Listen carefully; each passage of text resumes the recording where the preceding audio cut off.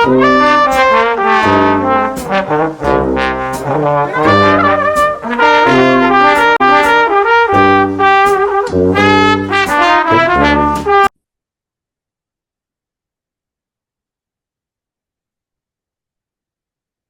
place of true healing is fierce.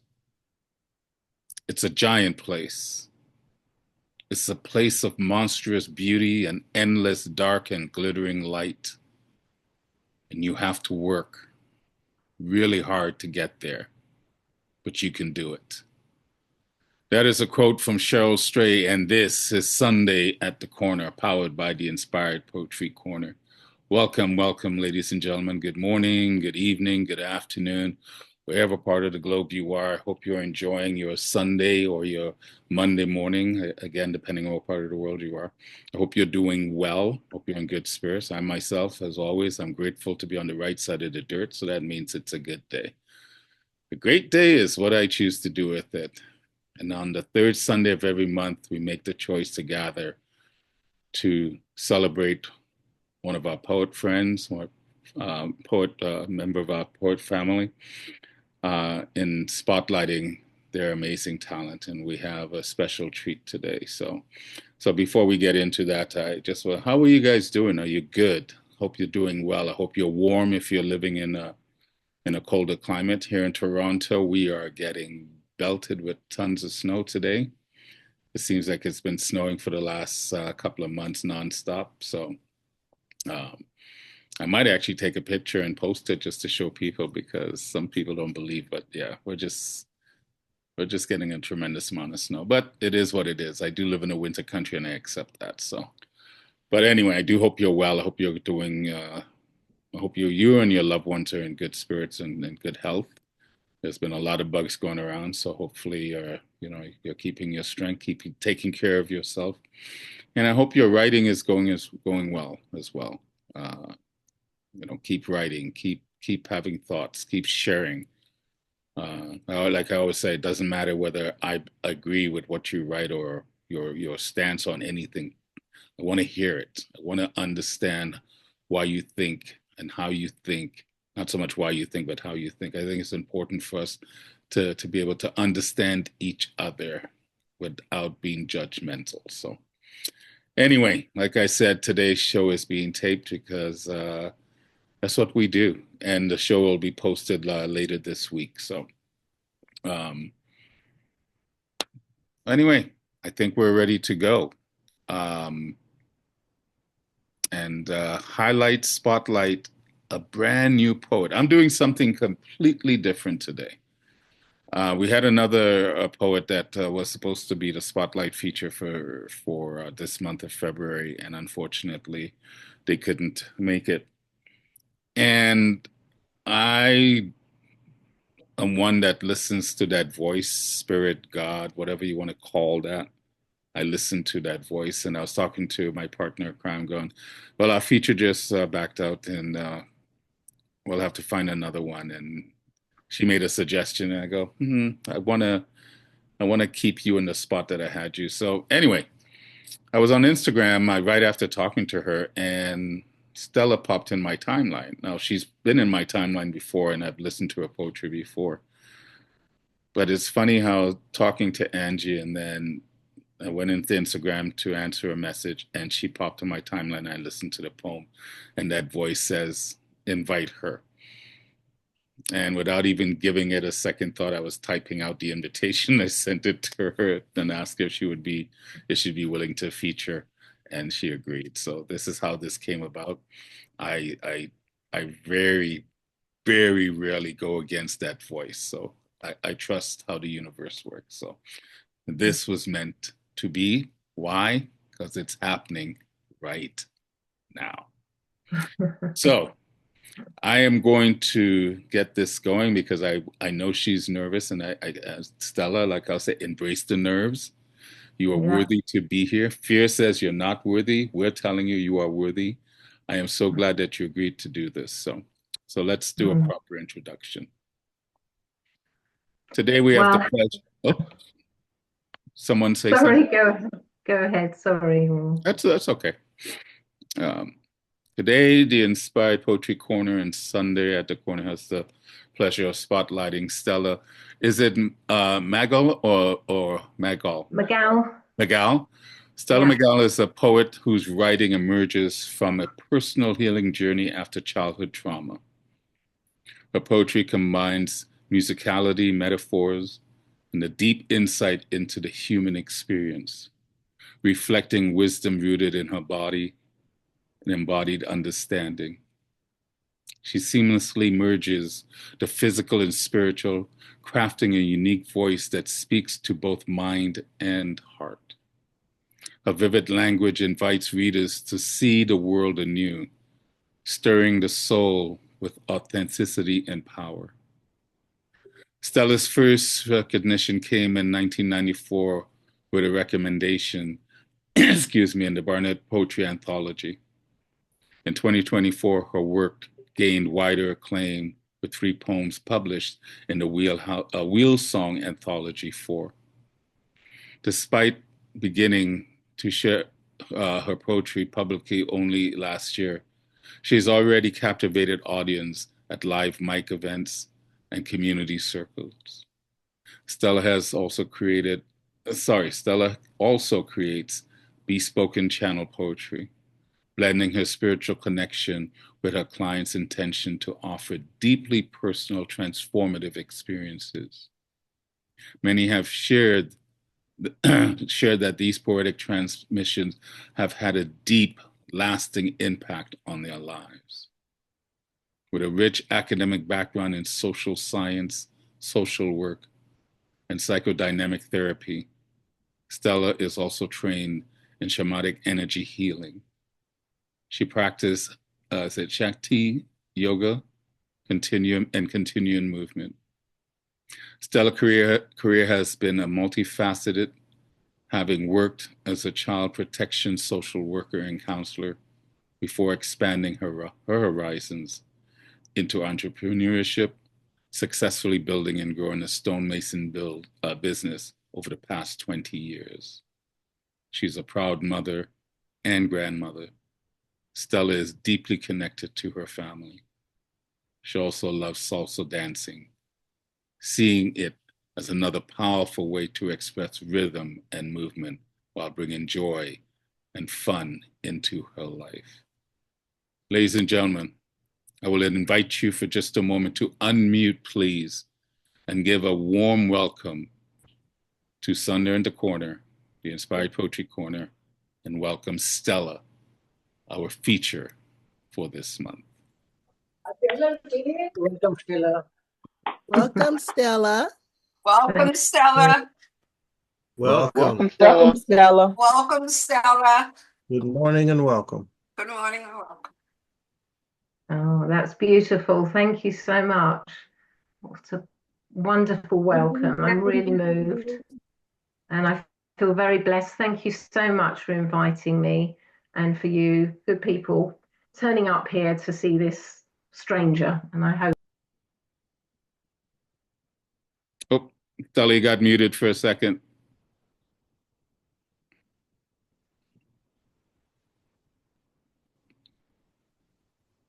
I think I may have accidentally muted you. There you go. Yep, there you did you catch that, or do I need to repeat? Nope. Okay. You're good. Thank you very much. Shall I start? Shall I begin? Okay. You can begin whenever you're ready. Okay, wonderful. I have a few poems here for you to share today. The first one actually feels a little bit like it was a preparation actually for today. And it's called The Crone Emerges. The crone is an archetype representing the older woman. She's the sage, the wise woman that has a strong sense of who she is and cares little for others' opinions. And as a recovering people pleaser, this liberation sounded very attractive to me. And this is how I experienced her emerging from within me. Can you all hear me well? Okay, good. The crone emerges. And so it finally came, the day to be seen in my fullness, in my real rawness. And now I stand in the spotlight, quivering, holding the hand of a banished part once hidden in my heart. She wants to run for shelter. Her protector descends from the wings of the stage to the rescue, yelling into her flushed face, "This is not safe. Who do you think you are, little caterpillar? Stop now before you drown in mortification." So I find myself off stage in the wings. Every fiber of my body seeks to hide in the scenery, merge with the stagehand. I hear my past saying, "It's so much easier helping others to shine, holding them up and crouching in their shadow." Can I risk the audience's eyes, their stare, their gaze, their potential scorn? And then my cronehood volition broke the chrysalis open. It cracked that cramp, restrictive home and emerged, wet, winged, crinkled and gluey. Am I ready to fly? Can I step out of the stage wings and let my wings dry in the sunlight, in the spotlight sun? Yes, I can see my fledgling flight ascending in the springtime wind and almost feel the rushing breeze of a soaring ascent on my shy skin. That's the first one to share with you. Thank you. This second one is Freeze, which is a short poem, and it's really, in a way, speaking of what I've had to overcome to be here at this moment and to speak my words in public. And freeze is actually one of the three responses to danger, along with fight and flight. I survived childhood abuse and I was unable to fight or leave. So the freeze was something very familiar and actually very useful at the time. So here it is, Freeze. Words are frosty knots in my throat, unable to unravel down my tongue. Thoughts chase them back to the spongy cavern in my head, where they lay on frozen beds.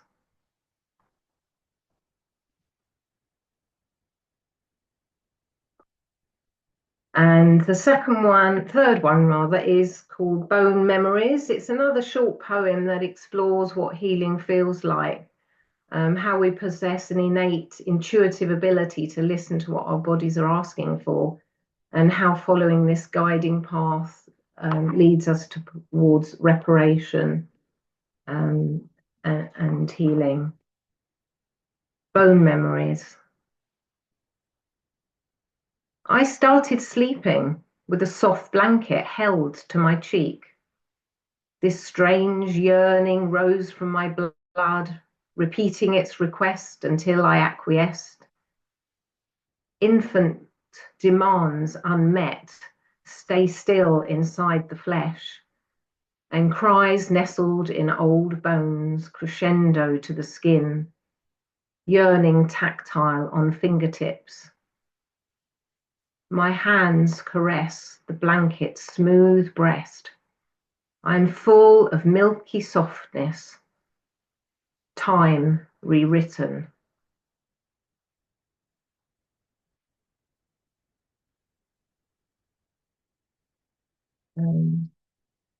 We go on our journey. This is If You Try, and it really expresses the indomitable spirit within me that sustained my life and fueled my growth, despite and probably actually because of the immense challenges that I faced. And the one that I'm addressing here is a sort of external personal situation, but you can also see it as sort of aspects of yourself. If you try to take the wind out of my sails, I will kick up a storm. I will be the wind. If you try to fearmonger, I shall shoot to the margins of that fear and grow the space. I will be expansion. If you try to disable me with your cynicism, I will explode into optimism. I will be a supernova. If you try to killjoy my dreams, I will call the biggest party to my door. I will be a supernova. If you try to killjoy my dreams, I will bring the biggest party to my door. I will be the loudest, most colourful carnival you've ever seen. I will be joy. I warn you now, don't try to take me down, it's futile. Your darkness is the catalyst to my light. Sunrise would be nothing without the dark moon night. So maybe we'll just be who we are, two sides of the same coin. When you try, I will grow. This is how I roll. And on to one which is also an empowering dance, really, between two realms of reality, the macro and the micro, using colour as a vehicle of expression. And it sort of reflects, like, as above, so below, as outside, so inside, in illustrating the deep interconnectivity of life. And it's called Rising Reclamation. Who am I? I am not pink, at least not candy floss, but ferocious fuchsia, tricking the eye with sunset's loss. I'm not blue, not easel tube spread, dripping no matter what you do, but azure, coral sea blue, sometimes shark black. I am not green, bowling grass green, unnaturally perfected and inspected. I am the wild green of the rain rejoicing Amazon. I am not red, the stoplight. I am unashamed menstrual red, vibrant, flowing, knowing.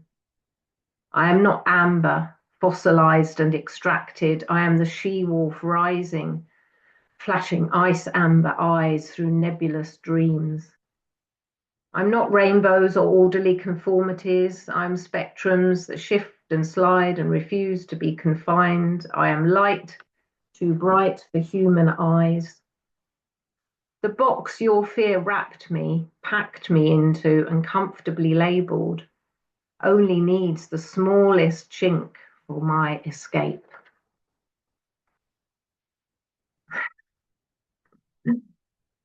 My next one is called Retrieval. It's a poem about which portrays a scene from the inner world of a soul retrieval process. When trauma occurs, a fragment of our true self or core self can become lost. This is similar to what modern psychology calls dissociation, a natural self-preserving response, but occurring on a soul or energetic level. And while this response may help us cope in the moment, it comes as a significant cost to our overall health, well-being, and sense of wellness. Retrieval. Today I found you in the misty hallways of a lost childhood. Many years I've searched in all the wrong places to fill that hollow gut longing. Today I found you through fading fog, and I took your hand to show you how far we've come in all those years. I took you to the sea, which once shook the memory of you in me. And there we saw a sword slicing the horizon, a sublime silver light that married sky with sea. Today, through the shadows and out of the cave of my unconscious, you appeared, asking, do you want me? Your small, brave voice cracked my heart open. Today I found you, the veils fell away from my eyes and the wind carried them afar, whilst the wild sea washed away the pain. And for the very first time, we exhaled together, a salty breath, relief, she and me.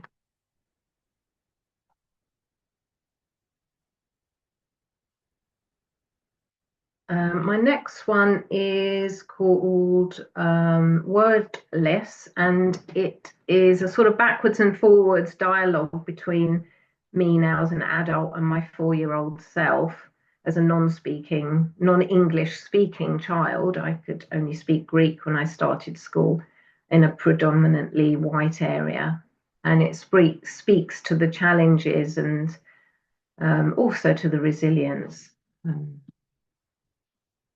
And it's called Wordless.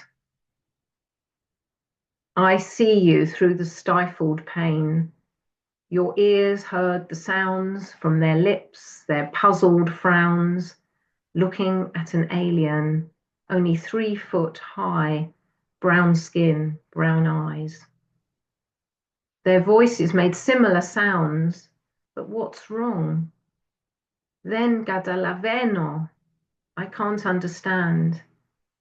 Then Boronamiliso, I cannot speak. Lost and landed on a hostile plane in a white middle-class classroom. I was the little Greek girl with no words and a strange name.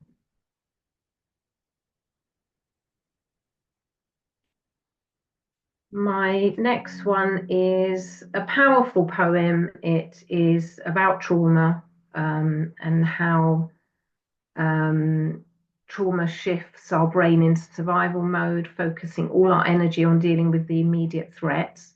And whilst this is a normal in dangerous situations, it can persist, especially after traumatic events. And when the trauma response sticks, it's hard to move forward as the past feels ever present. This can change how we think, feel, and act, leading to flashbacks and nightmares and anger, anxiety, or self-destructive behavior. And these responses are normal, but they don't always fade in time. The good news is that with the right support and the right techniques and with grace, healing is possible and new patterns can be gained. It's called Battle Wastelands. Time bombs flowing in veins, detonations of the unspeakable buried in the bunkers of her brain, and memory fragments are shards of pain, jolting, bolting, electric. Each morning adrenaline rises, an acid fountain searing through flesh, and metal explodes, its spikes pierce hearts and lungs and all quantum spaces within. Daily triggers hide in the unlikely, in the mundane, smell of Chanel No. 5 or rain on a window pane, and they sit on thin skin, agitating, waiting for the angry voice, the child's cry, the lover to leave, the marriage to end. Trauma has taken her captive. The legacy locked her up, placed a guard named shame in a section of her brain, and a frozen frenzy, a buzzing body remains. This body carries all day long until it drops its weight onto her pillow, attempting to be seen in her dreams, the scenes where her life was threatened on repeat. Murder rises from the neuron trenches, and she is neon wide awake whilst asleep. Complex PTSD veterans of household wars walk in the streets, invisible, and the bystanders, blank behind the eyes, still stand by. That is also actually my plea to reach out to people with mental health problems. The bystander effect is actually a social psychological theory whereby individuals are less likely to offer help to a victim in the presence of others. We tend to think that someone else is responsible. So yeah, my plea is to be aware and to reach out to people, as connection is so crucial to healing. I have a few more, if that's okay with you. The next one is called The Melting. And it just speaks of the somatic experience of connecting with an emotion in the body. The melting.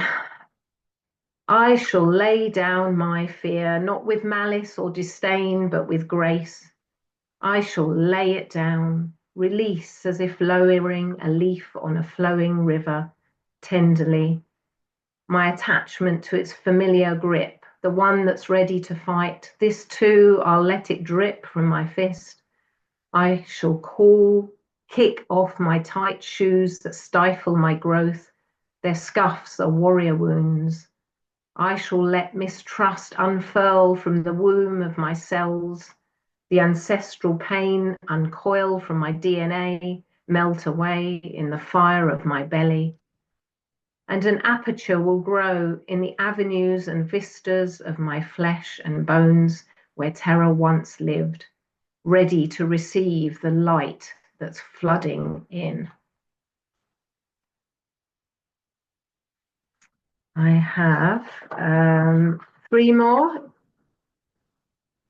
Is that okay? Yep, you're doing fine, Stella. Keep going. Thank you.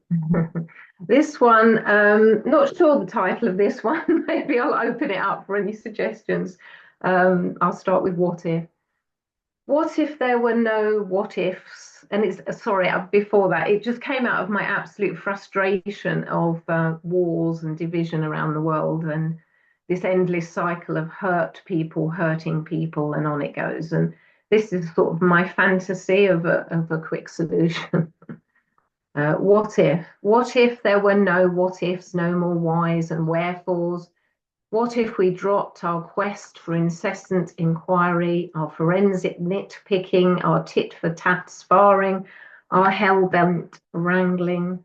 Those battles that fill our skulls are one and the same as the war games played inside sterile cut-off rooms full of cut-off power players. What if their epiphany came and their searching for blame just stopped? What if everyone was struck dumb, the air rarefied, stripped quiet, and we could hear through our redundant ears an ultrasound detection, connection to our heartbeats? How did humanity get itself into such a mess? What if we can never really know? What if the whys don't matter? What if all was exactly as it should be? Yes, even this mass psychosis is a divine orchestration with us instruments tuned to evolution, and all we need is devotion of radical trust. No beliefs, no assignments, no one thing or another. This and that division, religion, my land, your land, leaves us all barren in no man's land, unrooted.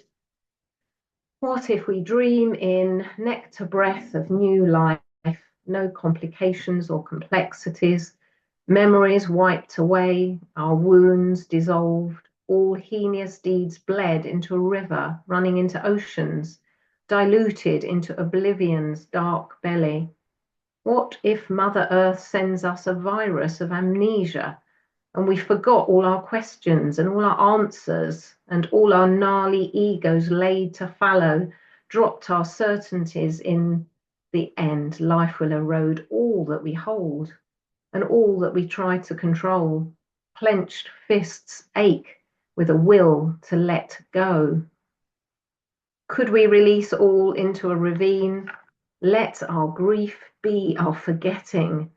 Breathe and be pristine. Maybe when all is forgotten, our addiction to grasping has lost its grip. No more past in our hearts. What if there were no more what ifs? And we can just be a brother, a sister to each other, building a golden monument for the world, inscribing into its precious flesh the great forgetting.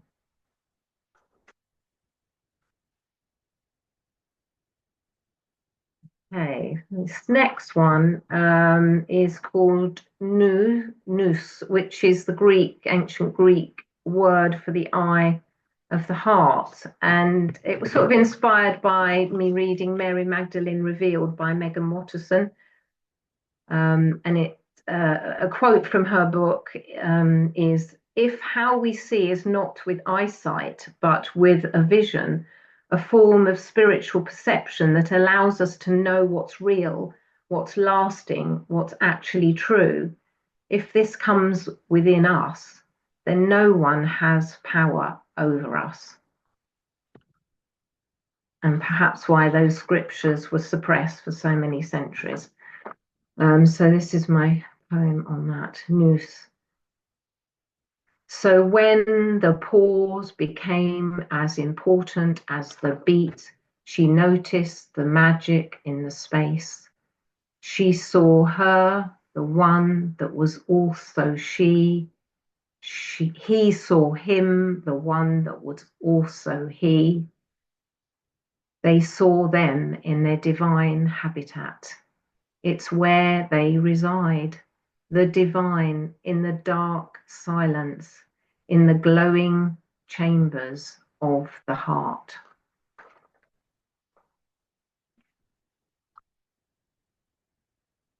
And I come to my last one. Actually, this is being used, I wrote it for an Ayurvedic healing village in Kerala, India. And it's where they now use it during their guided meditations called Yoga Nidra. So actually, maybe I'll invite you now just to close your eyes if that feels okay for you, or lower your gaze. Take a few deep breaths and exhale slightly longer than your inhale. If we do that together.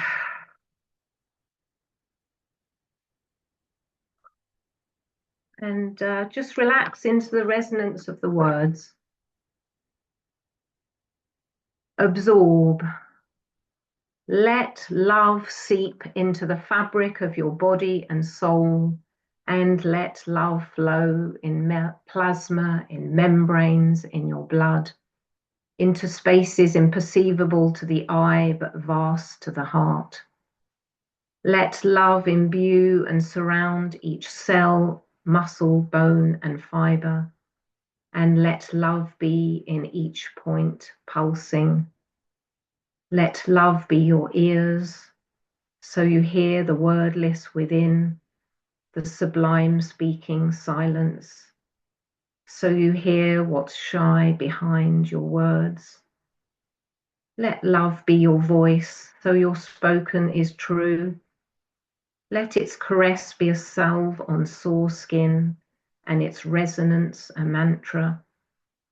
Let love be your eyes, so that sight awe-inspires and takes breath away, so the beauty you behold is received into your flesh. Feel love in the breeze, in the sea and the sun and the earth. Let all your senses combine and immerse into the oneness that you are. Let love be in you and you in it, until you know to the marrow, to the core, that you are love.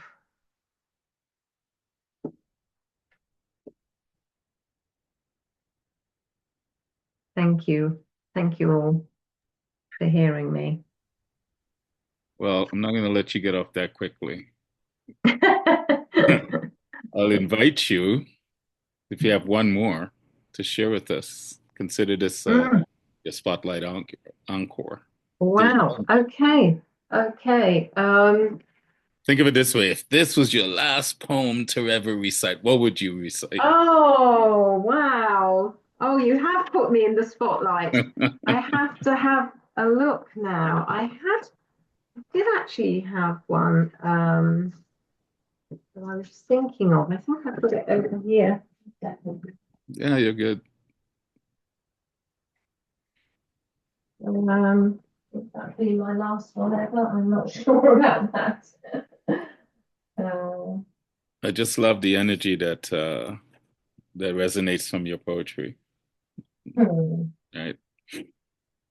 It definitely resonates in my spirit. So selfishly, I'm asking for one more, but I will assume that the other poets. I have so many that I could choose from. The bit about the last one ever has completely stumped me now.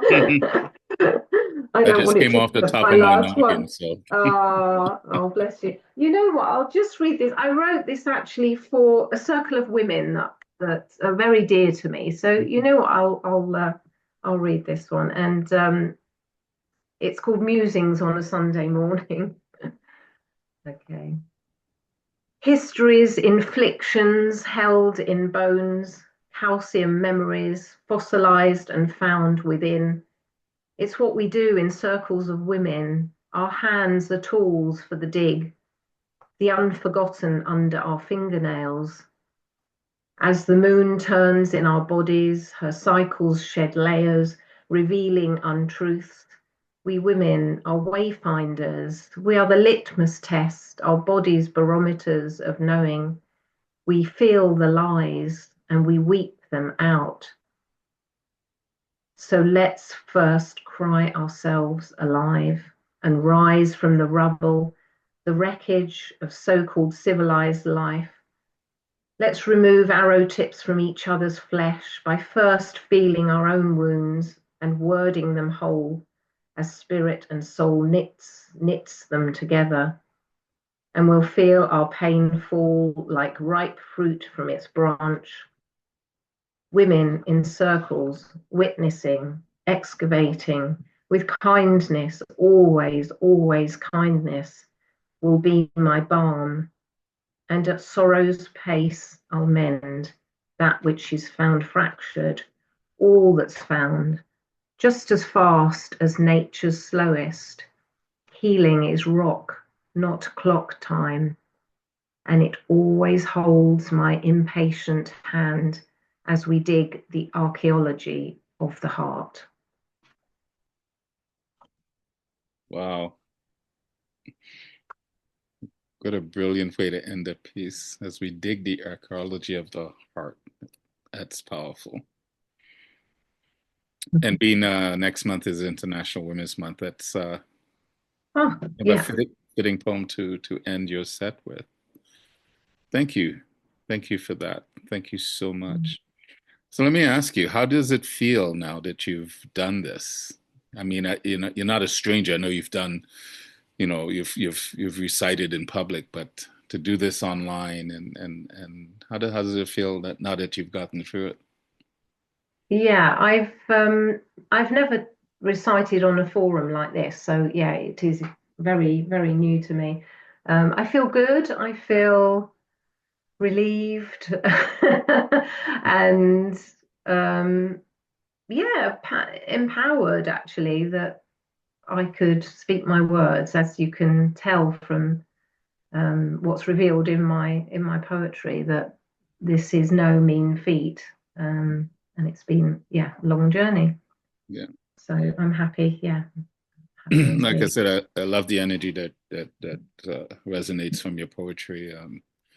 I believe, like I said, I trust the universe and how it works, and the universe is about balance, and I hear a lot of balance between love and fear and the pain and suffering of past, light and dark. I hear it resonates very strongly in your poetry. So that so sitting here just there's a number of pieces that even took me into my memory bank of some pieces that I've written. That's why it's one of the main reasons I reached out to you when I first heard you on Instagram. I was like, oh, this is a kindred spirit. I like, and then when we chatted on video, I was really impressed by just from talking with you. So I look forward to hearing some of your work then. I'll recite one. I rarely recite on here, but I'll definitely, because Angie asked me. I'm working on a new piece, and she goes, "You got to recite that today." So I said, "Okay." So you'll get to hear that. But what made you accept the invitation from this madman, someone that you did not know at all? The same as you, the voice. Yeah, absolutely. The divine, however, like you say, whatever word you have, the intuition, the higher self, just felt right, and I followed my intuition. And I had asked to be offered opportunities and to say yes, to opportunities, to being invited anywhere really to speak and have the opportunity to share my voice and my experiences, and yeah, just Well, felt right. that's so key what you just said. Number one, you asked, and then secondly, you said yes. Because a lot of times Mm, we ask for things, but then we don't say yes to it when it does appear, or maybe it doesn't yeah, appear the way we think it should appear, and so we say no. So I'm really glad you said. yeah, trusting and having courage as well to dive in. Mhm. So, Mm. I mean, I did read your bio, and when I post a video, I'll post a part of it so people can read it as well. But just outside of your bio, because this is just us having a conversation with our friends listening. What is it that you would like people to really know about Stella, the Stella that we see today? What I would like you to know, I think to see me, yeah, really to see me, to see my heart and my soul and what's inside beyond this external part of me. Yeah. Yeah, to really, really see who I am. And I guess I yeah, I think that's it really, to see my truth. Um, hmm I think that's probably what most people yeah, just want is to be yeah, seen, to be yeah, heard, yeah. to be seen, To though. be accepted, yeah, for who they are, even as you said at the beginning, even if we have different opinions and Yeah. very different life experiences, yeah, to be respected and accepted. I mean, I think my work reveals so much, doesn't it? What I've Mhm. spoken today tells you a lot about my background. I Yeah, definitely I love agree. nature. We moved from London and we moved to East Sussex, which is on the coast.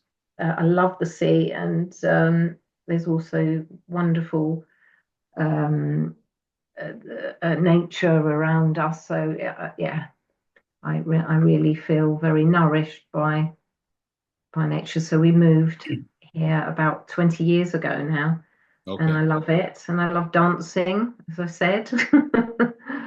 So that doesn't involve speaking. Right, right. The stonemason business that you mentioned in your bio, is that something you Yeah. did with your husband or? Yeah, it was my husband's trade really, and when we moved here with the children, they were quite young.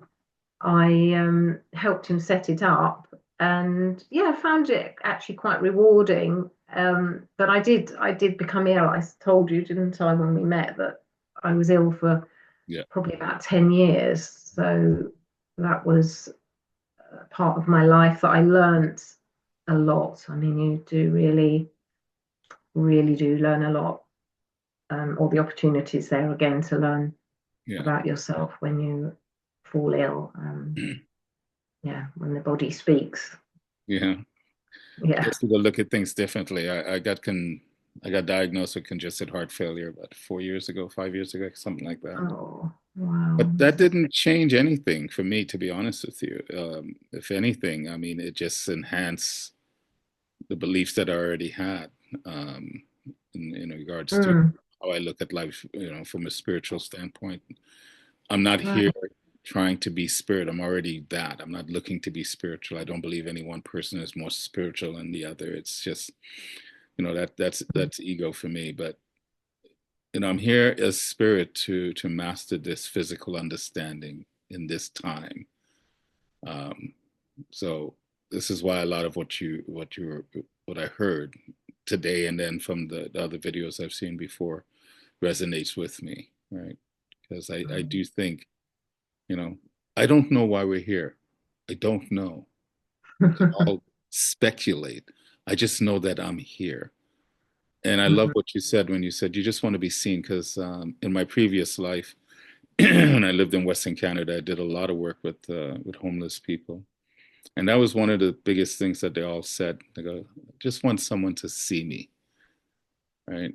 A lot of times when people are on the streets, people walk by them like they don't exist, and they just want Mm, to be. And I think that's what most people, they just want to be seen, right? mhm. Just just for them to be known that I do see you. Your life matters, even if you're on the street. And that's why I would say it doesn't matter what you're doing. So it seems like life only matters if you achieve a certain level of success. I think if you balled up in a corner and that's all you did with this life, it's still a valuable life because there's so much that we can learn. So, do you remember when did you start writing poetry or start writing? How old were you? Well, it's been a slow burn, I'd say, because I started at school a little bit, and it would sometimes be years between writing. Interestingly, they often come through and they actually write themselves. They even pull me out of bed, when I'm sleeping, and they have to be written. That was the first one that you mentioned that got published. That came from in that way, in that form, in that sort of transmission. And as time has gone on, I've just written more and more and more, and now I'm becoming, quite prolific. Really, I have like 35 poems that I put into a book that I'd really, really love to publish. So I'm, looking at how to do that. I have to write. I mean, it has to be, it just comes through me, and I have to write. Well, and also, as I said, I love doing the channel poems for other people. That's sort of deeply satisfying. You and I sound very similar because I rarely sit down to write. I get these blast of inspirations, whether it's a thought, sometimes it's just a sentence, sometimes it's a whole poem will come. But I get it, then I obviously have to massage it and do my thing to it. But I rarely sit down with the intent to write a poem, something from scratch. So I get that. And let's talk after this, not necessarily today, but this week, because one of the beauties of this online community, there are people that that know publishers. I can think of a couple of publishers right now looking for submissions, so that might be something I can direct your way that can help you with that venture. Thank you. And for all that are listening, if you're so moved by Stella, and if you do see her, please reach out to her. This is just a short interview just to give us an introduction into you. And I'm going to wrap this up because I do want to get to the other poets, and I want you to be able to sit back and enjoy the other poets. So I'm just going to ask you some real quick, easy questions designed to just, like I said, just I'm scared. Oh, no. Nothing crazy and serious. Just, it's fun. Like simple. Okay, first up, what's your favorite color? All the colors together. All the colors? Making diamond light. Okay. What's your favorite sound? Sound. Mm-hmm. Oh, the heartbeat. Okay. I love the sound of babies laughing. Oh, yes. Birds singing. But I'm with you. Yeah. But So much.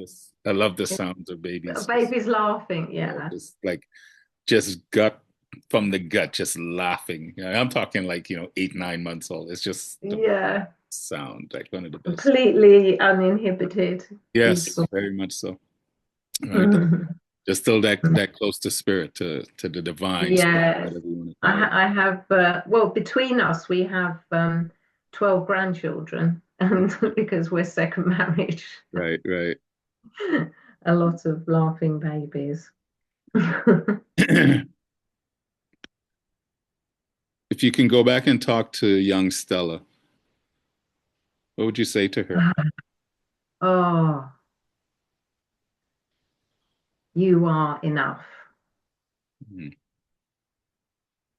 Yeah, I like you are that. Enough. You are enough.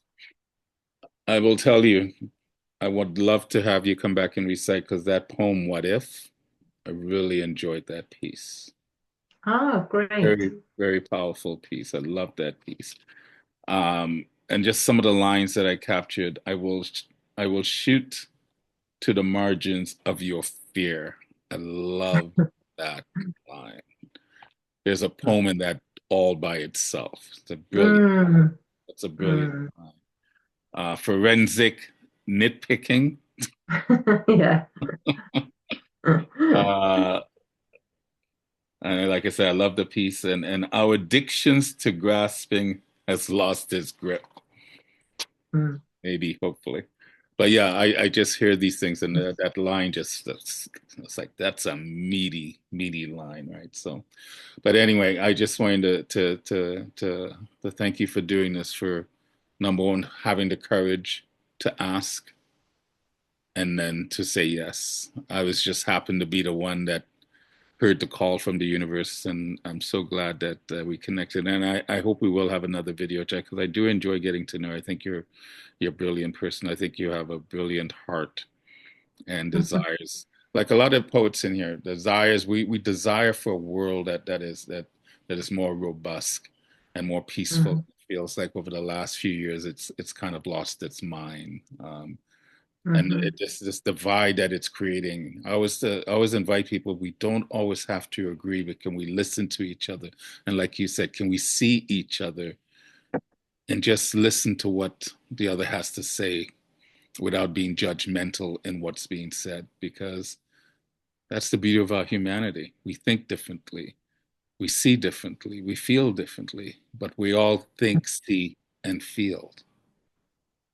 Some of us, all of us. So last thing, if God does exist, source, universe, whatever we use that terminology, and you're showing up to the pearly gates, what would you want God to say to you?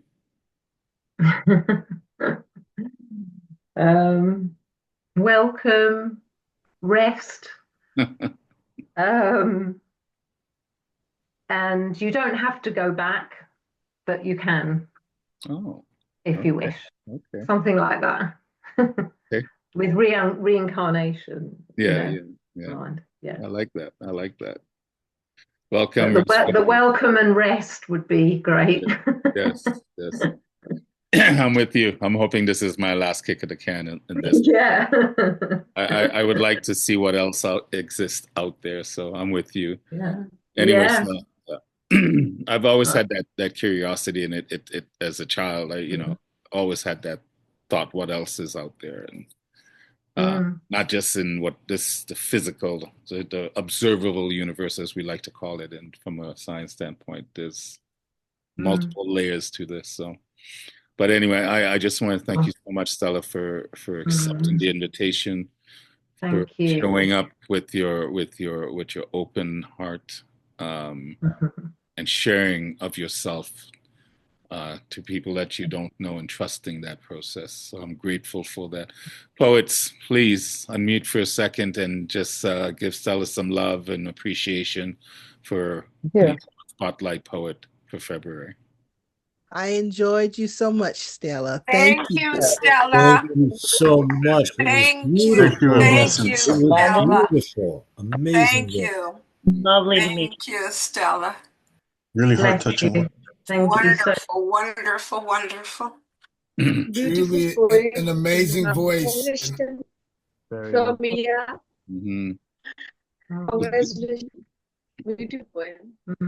so grateful. Thank you.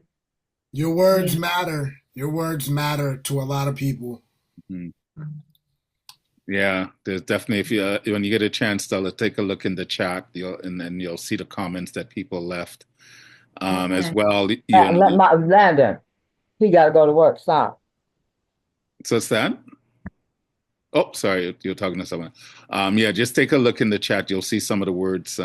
And for some of you, the poets that are also producers of other shows, please reach out to her and invite her to your vehicles of poetry. And I'll keep inviting you to come in and also recite here again and others. But there's other things I'll share with you, because I think your voice would be a welcome voice. Your presence would be a welcome presence within this Zoom community that is striving.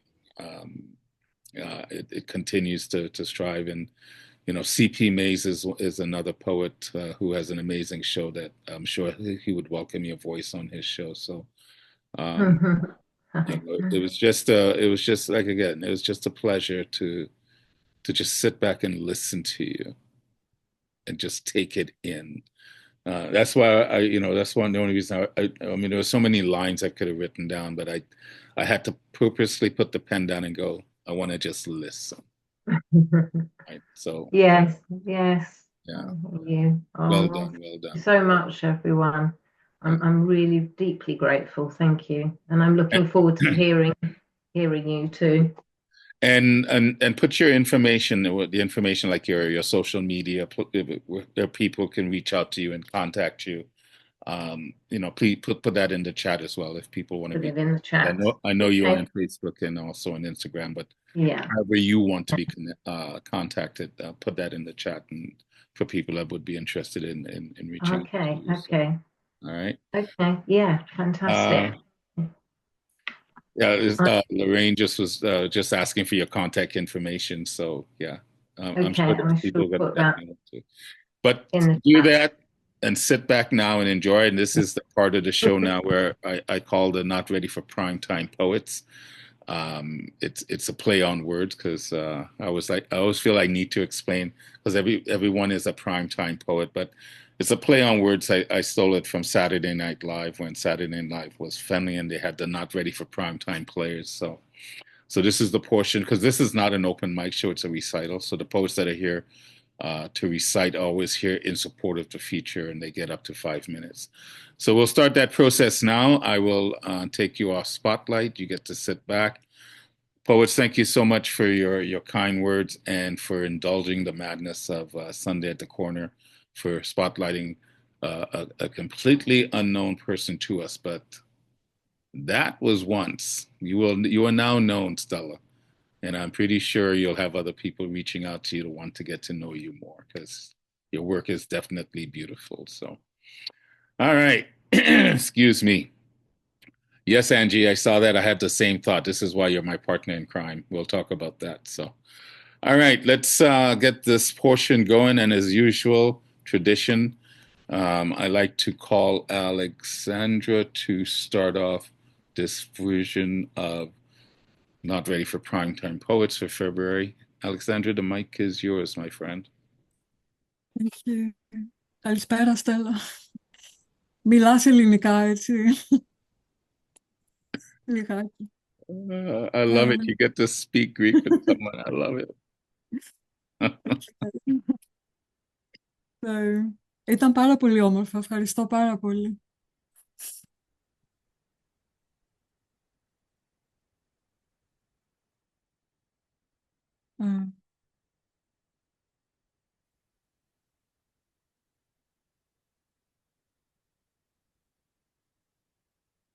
So you can see the designs going by, Raoul? Yes, ma'am. Yes, we can. Okay. I finally managed to complete Flying 20. Congrats. Looks beautiful. Looks good. Alongside this peripatetic, I poise, lightning fusillades to the left, fiery boundaries to the right. Where nowhere is pan-idealistic, where we can only persevere. Poising, undimmable flashes, unsilenceable heartbeats alongside this peripatetic. All extinguished torches sinking into the physical nephogram. Illusory, otherworldly elements feeding on human paroxysms, subduable only by adepts. For no one can enter a bow-colored avaton without preluding through smoky air and Hades. A lambent pier safeguarding the peripherals of our besieged consciousnesses with undaunted purpose. Ancient Thera eyes aglow, filling our temples with perihelial chrysothaumaturgies. An extinguished torch relights, a lost zeal revives, anamnesis of Uranos, poising. One more undimmable flash, one more unsilenceable heartbeat. In league with this unbridled rhythm, I palpitate, fake altruisms in the lead, philanthropies in arrears, where nowhere is panlogistic, where it can only persist, palpitating, prayerful inclinations, indomitable psyche propulsions, in league with this unbridled rhythm, a universal like dizziness of impulsive incitement, echoing our deeds from previous cycles.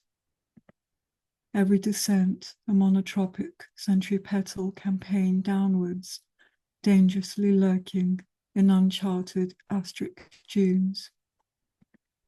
Every ascent, a polytropic centrifugal impetus upwards, gratifying our hard-won incremental upgrading.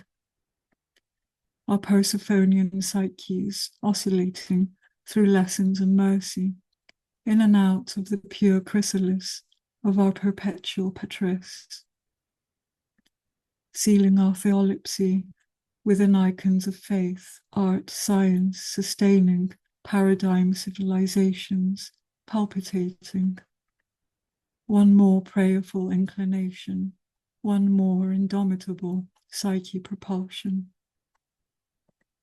In symphysis with this pedagogy, I rectify pseudo-orthopraxis within limits, malpraxis without limits, where nowhere is pansophic, where we can only progress, rectifying golden ratios, stochastic excellencies, in synthesis with this pedagogy.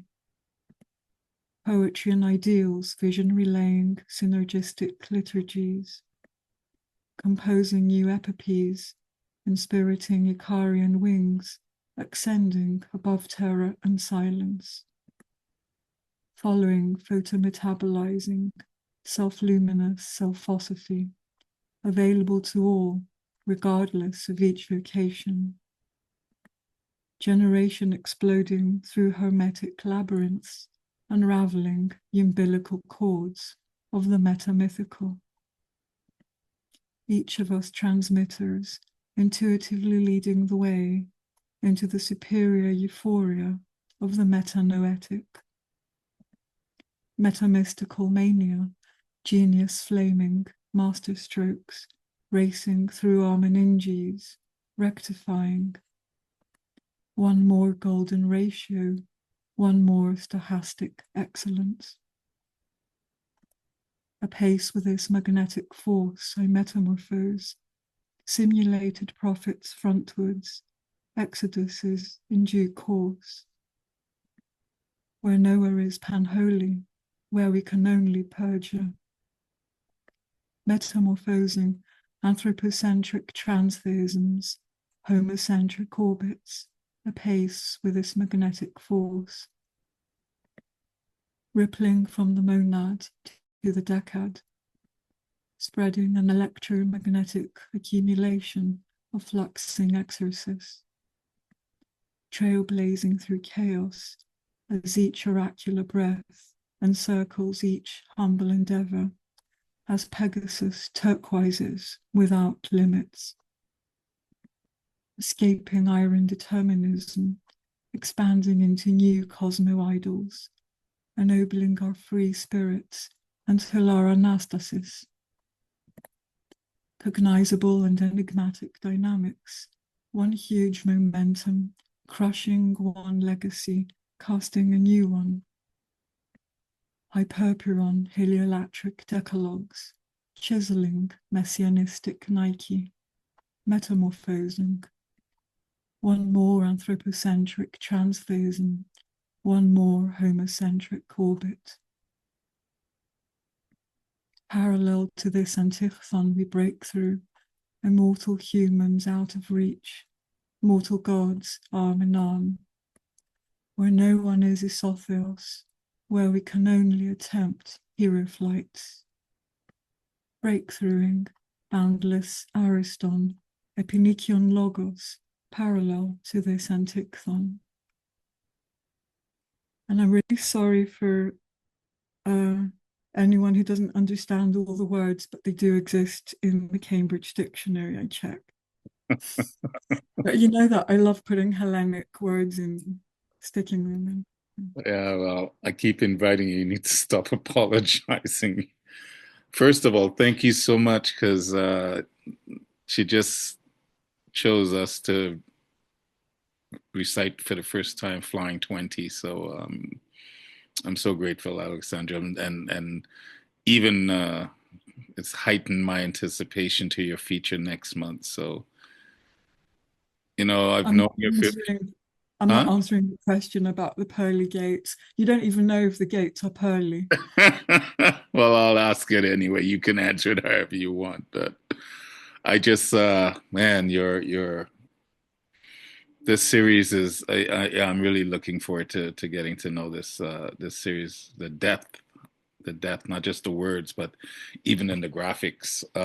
You've taken it to a whole new level, and you know, I see it in the growth. That's why I'm so grateful for the conversations that we have. Although it's been a little while, we need to get caught up again. So, but anyway, that Well, was thank good. you also for discovering Stella and bringing her to Mm.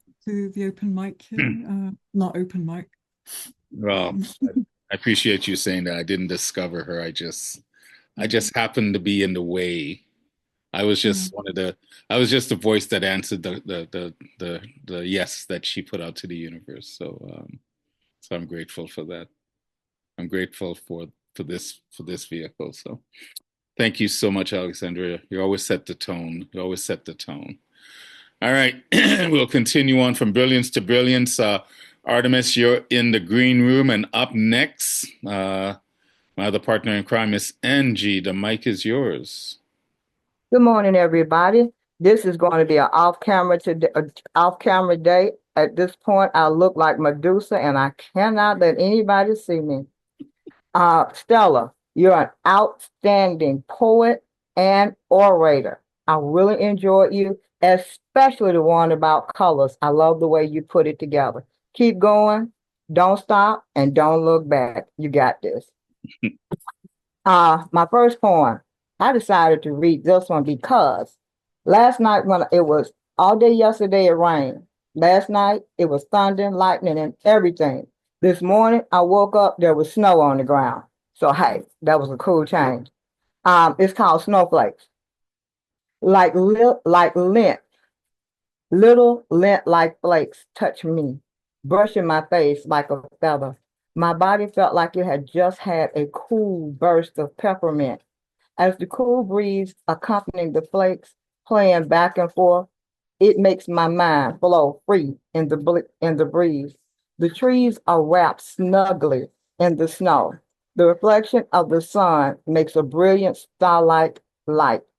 As it blankets the ground like a white fluffy rug, only God can create something so beautiful. Only God. Okay, that's my first one. My second one is a shorty. It is keeping in Black history. And I also wrote this for my daughter when she first opened her hair salon for her to hang it up in there. It's called Beauty by Design. Amy Malone and Madam C.J. Walker, two women of great success and class. Their journey to fame and riches was rough, but their determination was up to snuff. Both born of former slaves, both orphaned at a young age, they stepped out on faith and made the grade. Anna Malone's Poro Company sold her hair care products that let her, okay, hold on, that let her set her free. Her formula was a secret she did keep, and with it, she was making millions while she slept. The Poro Company made many new hairstylists, the best and brightest she did create. Madam C.J. Walker was her most successful protege. Madam C.J. Walker created a line of hair products. In demand, they were. She, too, was a self-made millionaire. Breaking barriers for Black women everywhere, both women fought for what they believed. They inspired others to succeed. Their names will forever be remembered. Pioneers in the beauty industry, a true splendor. A legacy that will always shine. They did leave. They are a reminder to never give up even when the climb is tough. For with hard work, success is a plus. Let us raise our glasses to those two icons for their bravery and their beauty products. Annie Malone and Madam C.J. Walker. Their names will forever be a talker. Thanks, guys. Thank you, Angie. Yes, it is Black History Month, and for those that are members of the Inspired Poetry Group, we've been showcasing, celebrating Black achievements this whole month. We post one at 8 in the morning and another one at 4 in the afternoon, Eastern Standard Time. So if you get a chance, stop in a group and get caught up and learn some history that you may not be familiar with. So from brilliance to brilliance. We'll move on. Lloyd, you're in the green room, and Artemis, who's the other partner in crime for Miss Angie and I, you have the mic. Thanks for giving me the mic. Stella, I enjoyed you so much. These poems, they're short. It's two, and they're about Valentine's Day. The first one is Lonely Valentine. All around me is draped in red and white. Soft lit dinners, candles bright. Laughter filters from every place, yet silence lingers in my space. The roses bloom in lovers' hands, sweet words are traced in golden strands. Yet I sit, no hand in mine, no whispered vow, no valentine. The air is thick with love's embrace, in quiet strength, in time and space. I sit at a table for one, contemplating from the menu what to order. I feel judgmental glances cover me with brick and mortar. Ah, to be pitied by strangers, that is my fate. You see, I've been stood up by my date. Though the night feels cold and bare, I close my eyes and send up a prayer that love will find me and let it be true so I can experience what it feels like to be loved too. In peace. The second one is called This Love. Soft rose petals, sweet red wine. This love is yours. This love is mine. Wrapped in ribbons, our gift unfolds, a timeless story destined to last when we are old.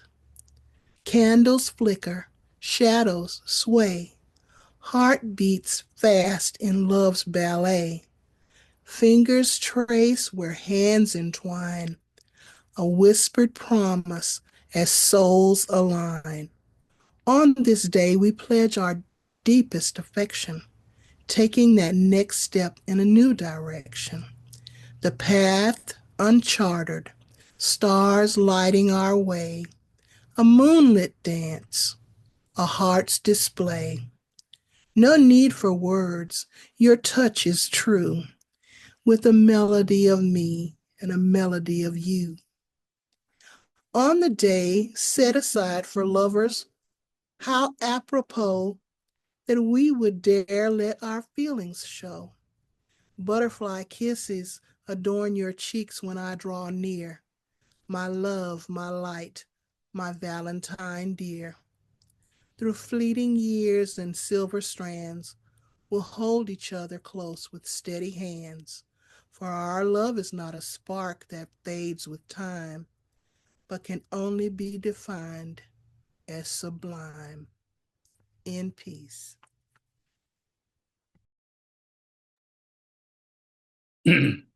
Beautiful work.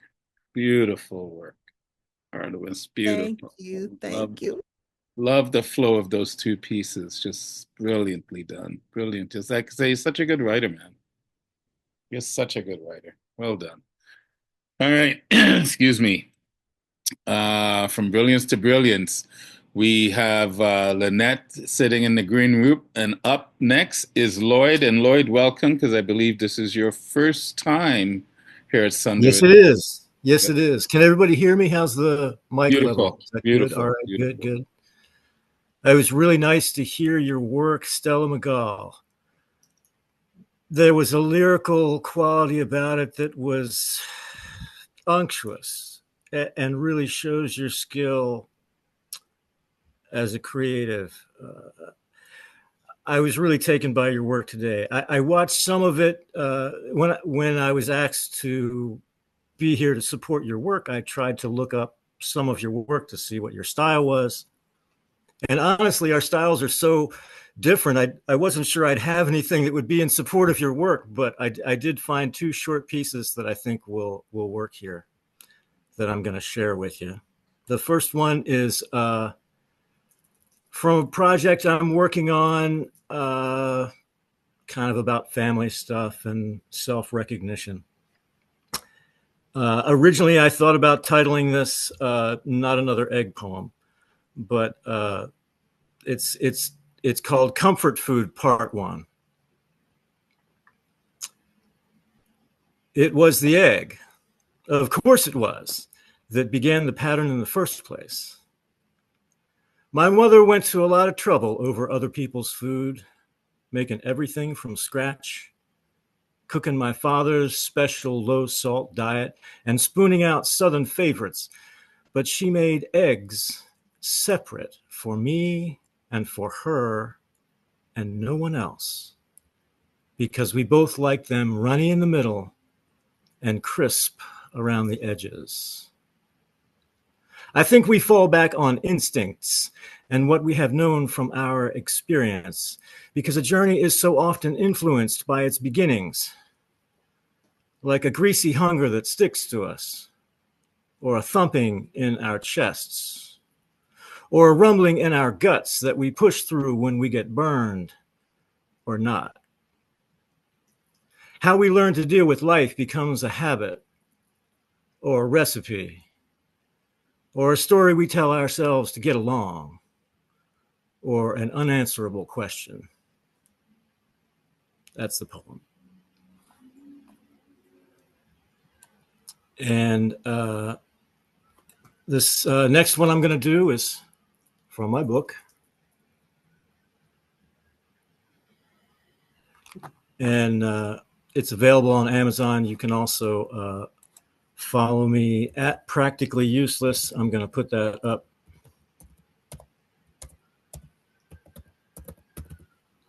At Practically Useless on Instagram, and you'll find a link to this lovely book for sale. And this is a poem from that book. It's called It's in Our Nature. If birds of a feather flock together, what if you have feathers even you can't see? Because we were raised on disparity and aren't allowed to come out and stretch those wings or fly in the face of prejudice. What if the flocks you want have feathers like yours, but the flocks you were born to reject those, discredit them because of some anti-belief, and tell you to grow better feathers because your feathers are wrong, or challenge somebody's perception of God? If we all are plucked of our offensive feathers, can we still fly and stay warm in poor weather? Can we then empathize with who gets labeled as other? The feathers we grow are there for a reason that has nothing to do with the flocks we're born in, and everything to do with what suits us. Thanks. Mm-hmm. Lloyd. Yeah, I like your stuff. I love the fact that you took, because I always say to the poets, I invite the poets to come in support of the feature, that you actually took it seriously and see what I have that fits her style. That's brilliant, my brother. I think that's just brilliant. Good on you. Thanks. And, your work, yeah. First time I heard you, I think, was at Gestalt when we the first open mic in January. That's why I want to reach out to you. We still have to talk because we have a feature spot for that show that I'll have to I'm talk. ready. Yeah. I'm ready. All right. Thank you, my brother. Appreciate Thanks. you being here and spending some time with us today. Thank Sit you. back and enjoy. All right. From brilliance to brilliance. Leah, you're in the green room. And Lynette, the mic is yours, my friend. Welcome. Thank you so much. Amazing work by our featured poet this morning, and as well from everyone else who's gone so far. And I expect continued brilliance until the end. I'm going to do two poems. The first poem is a very old poem, but we are in the love month, so I'm sharing Honeybee.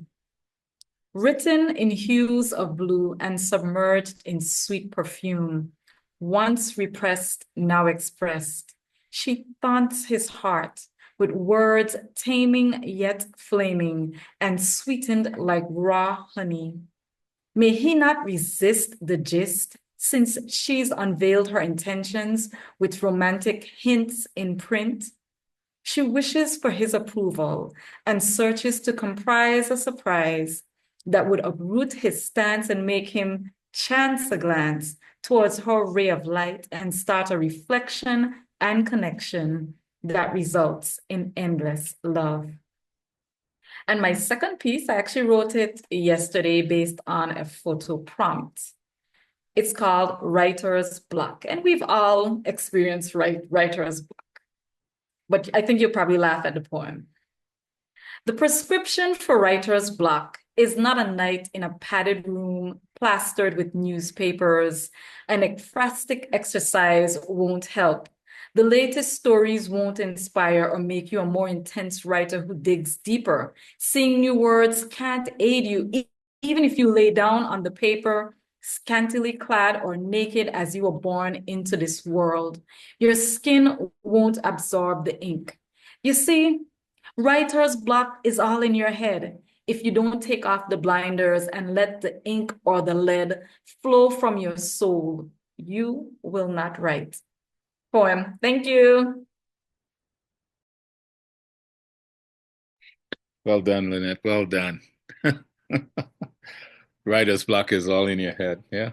A lot of truth to that. A lot of truth right now.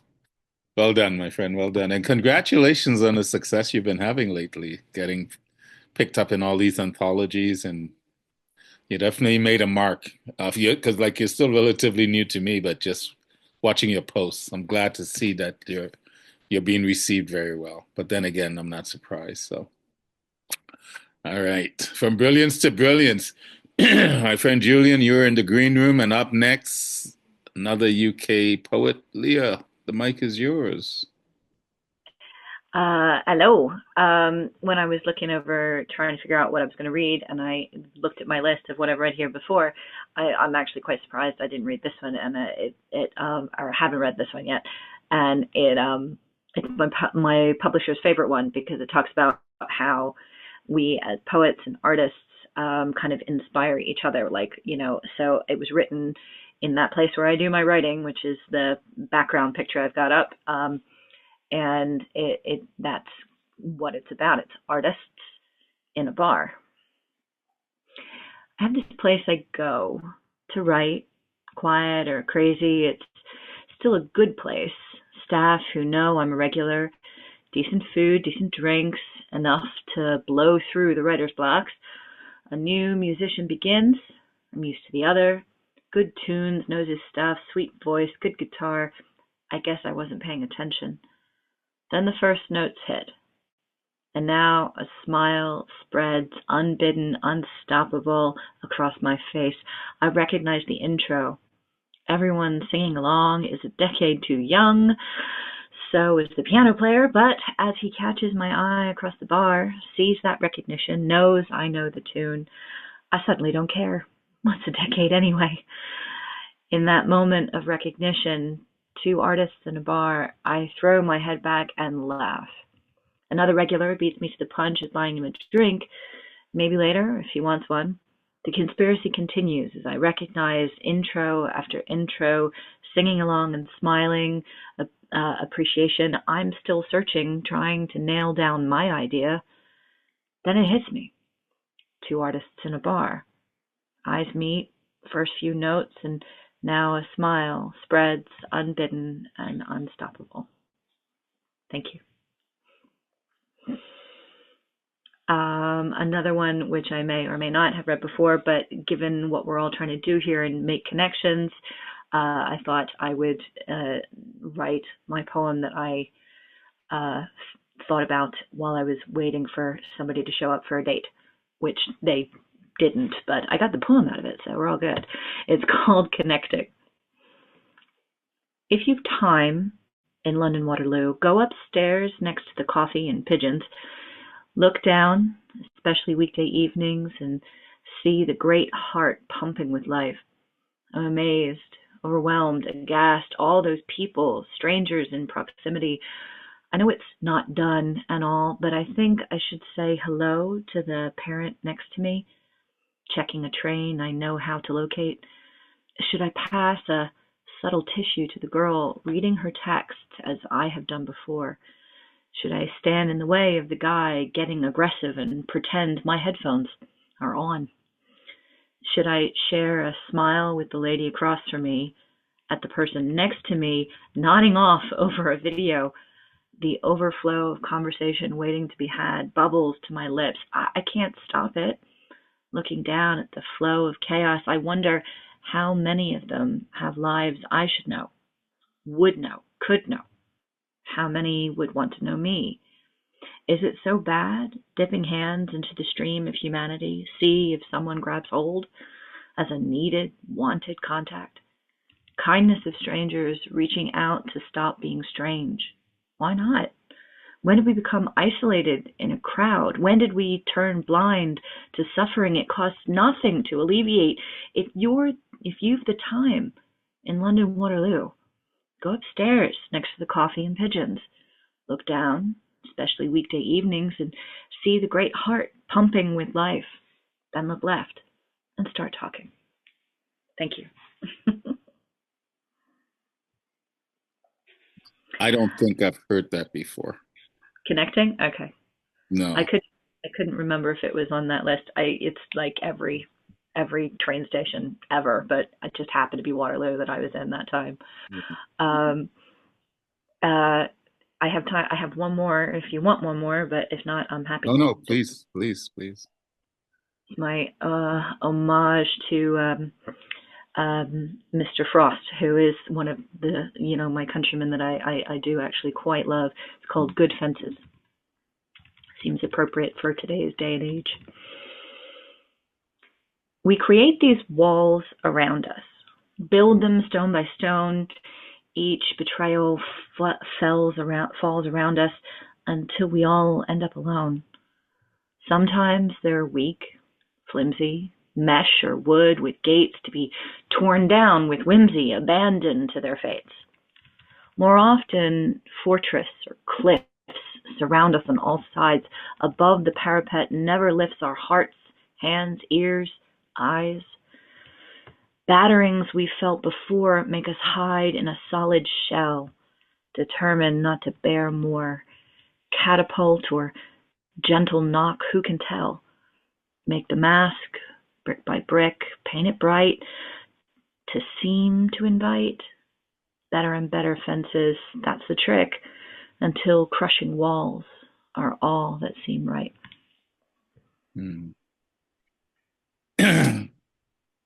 I keep saying the same things, but I love your poem and I love connecting. I don't believe I've ever heard it, but I keep saying to poets, stop worrying about if you've recited a poem before.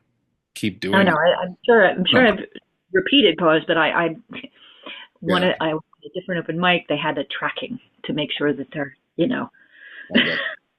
But no, I love hearing when people recite poetry again, because for me, I always hear it differently every time. So, like I said, we never complain when we hear a song on the radio multiple times. But that's a beautiful piece, though. I love that piece, and I don't know who the heck stood you up, but like you said, at least you got the poem out of it. So yeah, the poem was definitely more worth it than the date for sure.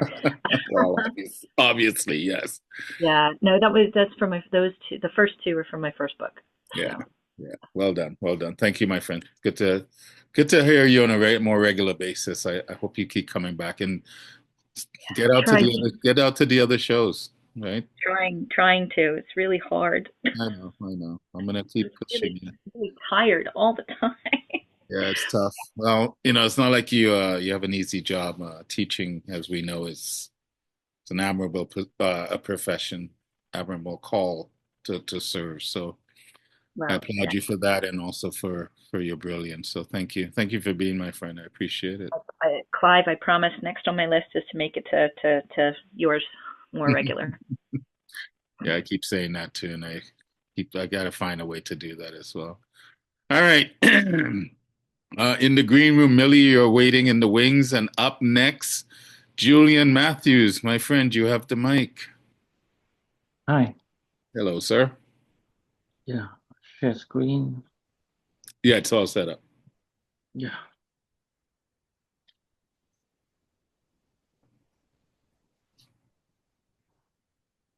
The box after Vasco Popa. The box is heavy, but I hold on to it anyway. When younger, I used to be able to heave it in the air in a single movement, like those clean and jerk weightlifters at the Olympics. You get a grip on either side, take a deep breath, then up it goes onto the shoulders. I could even swing it above my head if I so desired. No one to judge me or ask me to lower it for my own safety. I'm too old now to do this without maybe pulling a muscle or snapping my spine. But I treasure the box and have added to it over the years, with keepsakes and heartaches, broken dreams and shattered schemes, unfulfilled potential and the hopelessly sentimental.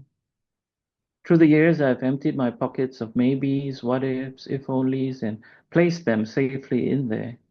The could haves, should haves, would haves have filled every corner. It's stuffed with never enoughs. I can't take the box anywhere anymore.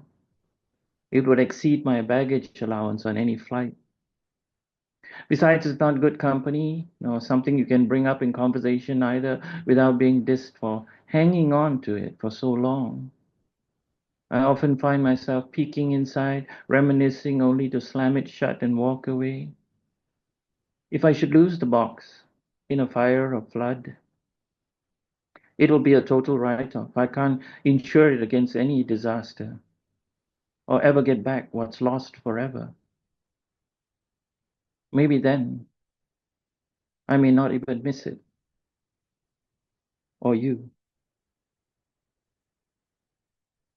The bell, the mug, the shoe, the bookshelf, and the armchair. I no longer believe in romanticized love. I believe in kindness and honesty and moral compasses. Love is too ephemeral, a shape-shifting cloud, a faceless shyster. I'd rather the consistency of a church bell, its clappers swinging from side to side, each strike, each ring, announcing its presence, a repeating refrain calling out character. I hold dear the cracked mug that can take the heat of morning coffee, afternoon chai, or evening's hot chocolate, serving soul balm with the calm of a chalice. I relish the comfort of old sneakers, protective and elevating despite this old baggage of flesh and bone, a pair to bear the cross of my weight, as if anointing my flat feet with their swoosh, their trainer soles, their lace tongues. I admire a sturdy and straight bookcase, its selfless shelves that hold up the chosen collective, not unwilling to take on more, nor judging me less for unturned hardcovers, the unread paperbacks of storied lives, knowing words within are to be savored, not belabored, and there's always time to catch up. I praise the favorite armchair, the pew, the park bench, any recliner or unlofty throne that provides the briefest respite from the hubbub of the masses, the dub of mediocrity, the chatter of white noise, the clatter of slammed doors. In short, I'm a believer of endurance, of faith, forgiving and the faith that an affection that just is, neither fishy nor foul, not dodgy emojis, no needy howls. A bell for whom no one takes a toll. A cup that has no need to run it over. Weary feet that need no binding. A shelf that will never be shelved. A chair that has legs. Ordinary things that are self-aware. Giving, receiving, abiding, and just being there. End poem. Thank you. I'm just shaking my head. Don't know what to say. It was an anthology of parables and metaphors that go beyond even those words.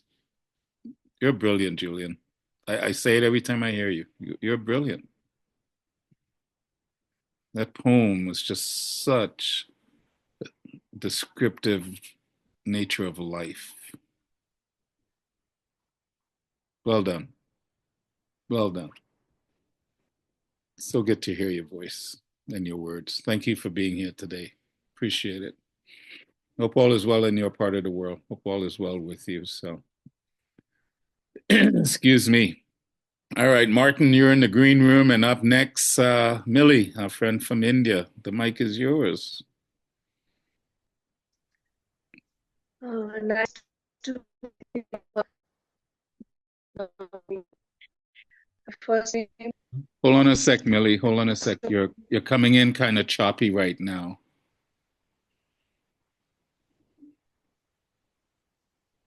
Can you speak? Or did you freeze? Oh, she froze, didn't she? Are you still there, Millie? Hello. Your audio is coming. Your audio is not very good right this second.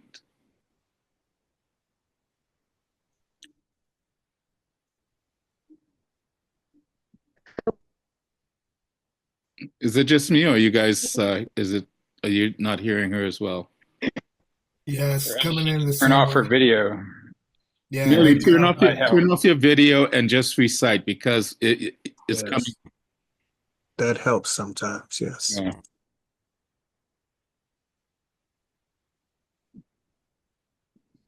Recite without the video on, Millie. It might help.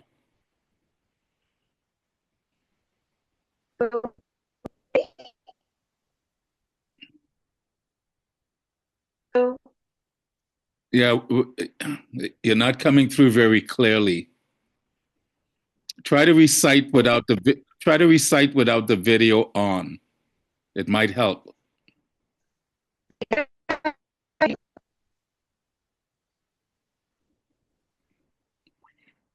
No, you're not coming through. You're not coming through at all, Millie.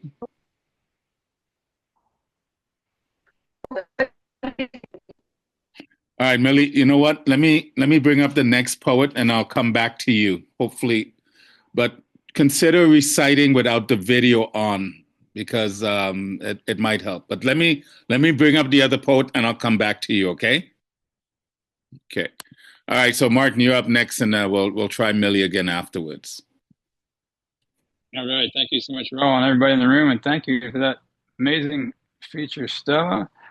It was wonderful to hear what I heard. I'm sorry I came in a little bit late. I was attending the Quaker meeting I grew up with at Zoom.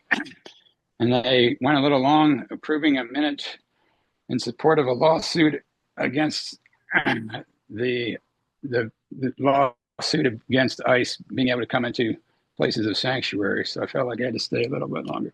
But I've got a couple elegies here. This first one is for a mentor of mine from that meeting. This is called Memories of Octorara Creek. May God protect your mischievous smile that often lit your lilting eyes like lunar halos that light the skies with a heat both warm and cool. You always gave a cogent phrase on mornings when with friends we'd meet, or evenings gather round to greet and share a lucky meal. We'd check out pastries I had made and share the worth of ships and schemes near where the waters of 8 rare streams seem to flow right below your deck. You came to rest upon the keys, completing a trip around the West, and now you live in eternal rest in the hearts of those you loved. And this is in loving memory of Jim Brophy, whose name can be translated as May God Protect Lunar Halo, who passed away 10 years ago today. Got to hear his widow speak this morning and have shared that poem with her. And this is another elegy, didn't start out as an elegy, but it's become one. This is called Box of Memories. This box has been hidden away for years. It opens to reveal a trove of slightly faded dreams and memories of days you smiled amid the tears when life had brought you through the nights of teething hives and forgotten degrees of childhood's awards and passing fears, with colors etched by dawning light, entwined with scribbled notes on leaves, divining arcs of future spheres, influencing paths of tenuous flight as water fills your breathing trees. So, oh my mother, I pray for your soul, preparing for its journey to join the whole. And this is in memory of my mother, Dolores Ann Wright Parker, written 2 days before she passed 10 days ago after quite a while of declining health and just short of her 90th birthday, which is when we will be having her memorial service next month. So thank you so much, everyone here, and thank you all for this opportunity. Thank you, Martin. A little bit different, but my condolences, and sure your mother is looking down or wherever, being proud of the words that you shared. So, I love your storytelling, so appreciate it. Thanks for being here. Okay, hopefully, I think Millie's definitely having some connection issues, so we'll continue on, and if she gets back on, we'll Hello. are you back? Okay. Yes. Can you hear me? Oh, there we go. That sounds better. There you go, Mill. Okay, take it away. Nice to meet with all of you. My first poem, First Choice in Someone's Life. I have a strong addiction to touch the people. I draw various colorful pictures to forget the pain. My eyes are flowing like a river. My desires are as hard as the mountain. An eternal fire burns in my heart. The sky embraces the field. Flowers are blooming all over my garden. Butterflies are playing in the sun. The birds are singing with full excitement. I want to share my sorrows with them. In a sudden way, your thought comes to my mind. Can't forget at all. I'll tell the words of inner conflict when I meet with you. I don't want to stand out in a crowd. I love being the first choice in someone's life. This is my first one. And my second poem is The Pain of an Old Age. Life flows like a river, from childhood to adolescence, from adolescence to youth, from youth to adulthood. Thus, with the time, we reach at the fag end of the life. Sometimes dreams comes true. Sometimes days pass in despair. It's time to leave all hopes and aspirations and go to the main destination of life. Time flies in the hope of a goal. At the end of twilight, unfulfilled desires always steer to failure. Mind oscillates between hope and despair. We can ascertain the exuberance of joy is slowly fades from my life, and uncertainty engulfs, from which it becomes very difficult to find a way out. Old age is too much painful for me. This is my second one. Namaskar.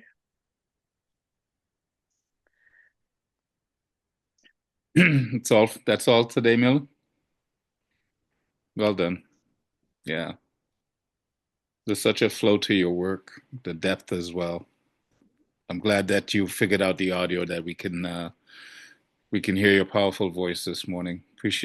Morning for me. It's not morning anymore, and it's late night, approaching late night for you. So appreciate you being here. I know you've even gotten up at like 4 in your morning to do a show. So I'm always grateful when you attend, and continued success, because I do watch. I see how your poetry is opening doors for you. So keep going.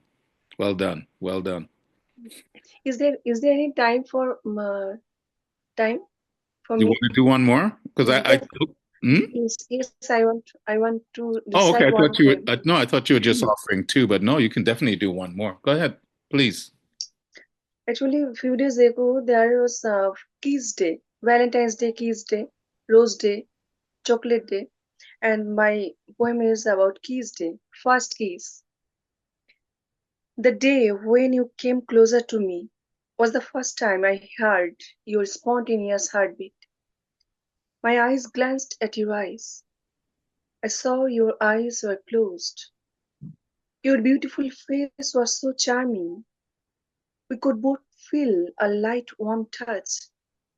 It was an ecstatic joy for us. Slowly I closed my eyes, and your trembling lips touched my left cheek. I lusted for minutes. I can't take breath freely. Yet there was plenty of pure air. Oh dear, what feelings you gave me that day. Again you came closer to me. You kissed my cheek, my neck, my lips. Your charming perfume scattered all over the room and blended into my body. That moment was a pleasant feeling for me. That day when you gave me the first kiss, that was the best gift of my life. Thank you. Beautiful piece. Beautiful love poem, Mill. Beautiful love poem. Thank you for that. Okay. Yeah. That brings up that conjures up a lot of beautiful memories. Thank you. Thank you for that. That was a beautiful gift. All right, let's go from brilliance to brilliance. Clive, you're in the green room, and Eddie, my friend, you have the mic. Thank you. This old mic is quite out of sight.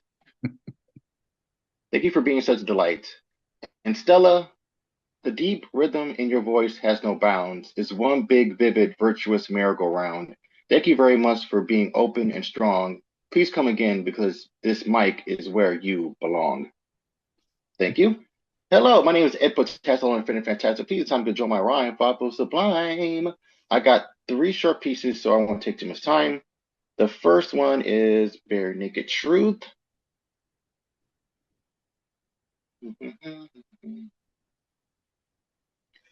We're exposed poets. We stand naked every day. Oh, come on, you know it. One shades any day. You know it, no denying it. Our emotion on full display. We have to quickly admit, we're all write bare essays. Our words can really hit, flesh out the inner gray. Yes, we're naked. Don't quit. Shine your golden ray. I know it feels sick. Show the world the way. Hope we will really click. Chew away the heart and clay. Keep crushing those bricks. Hope we're ever going astray. Perform those emotional tricks. Meet the inner trauma. Delay. Give back on for those pricks, make the thunderstorms decay. Shane from the skeptics, acceptance, no betrays. Support that man or chick, a chocolate cause obey. Make a personalized stick, give advice in life disarrays. Remove those small annoying ticks, bare naked insight you betray. You're naked, everything is okay. Thank you. The other one is called First last.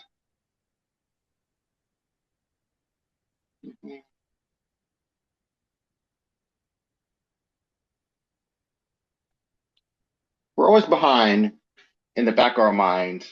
We can't stay blind by the rushing tide. We're all winners. We're all beginners. We're not losers. We're not snoozers.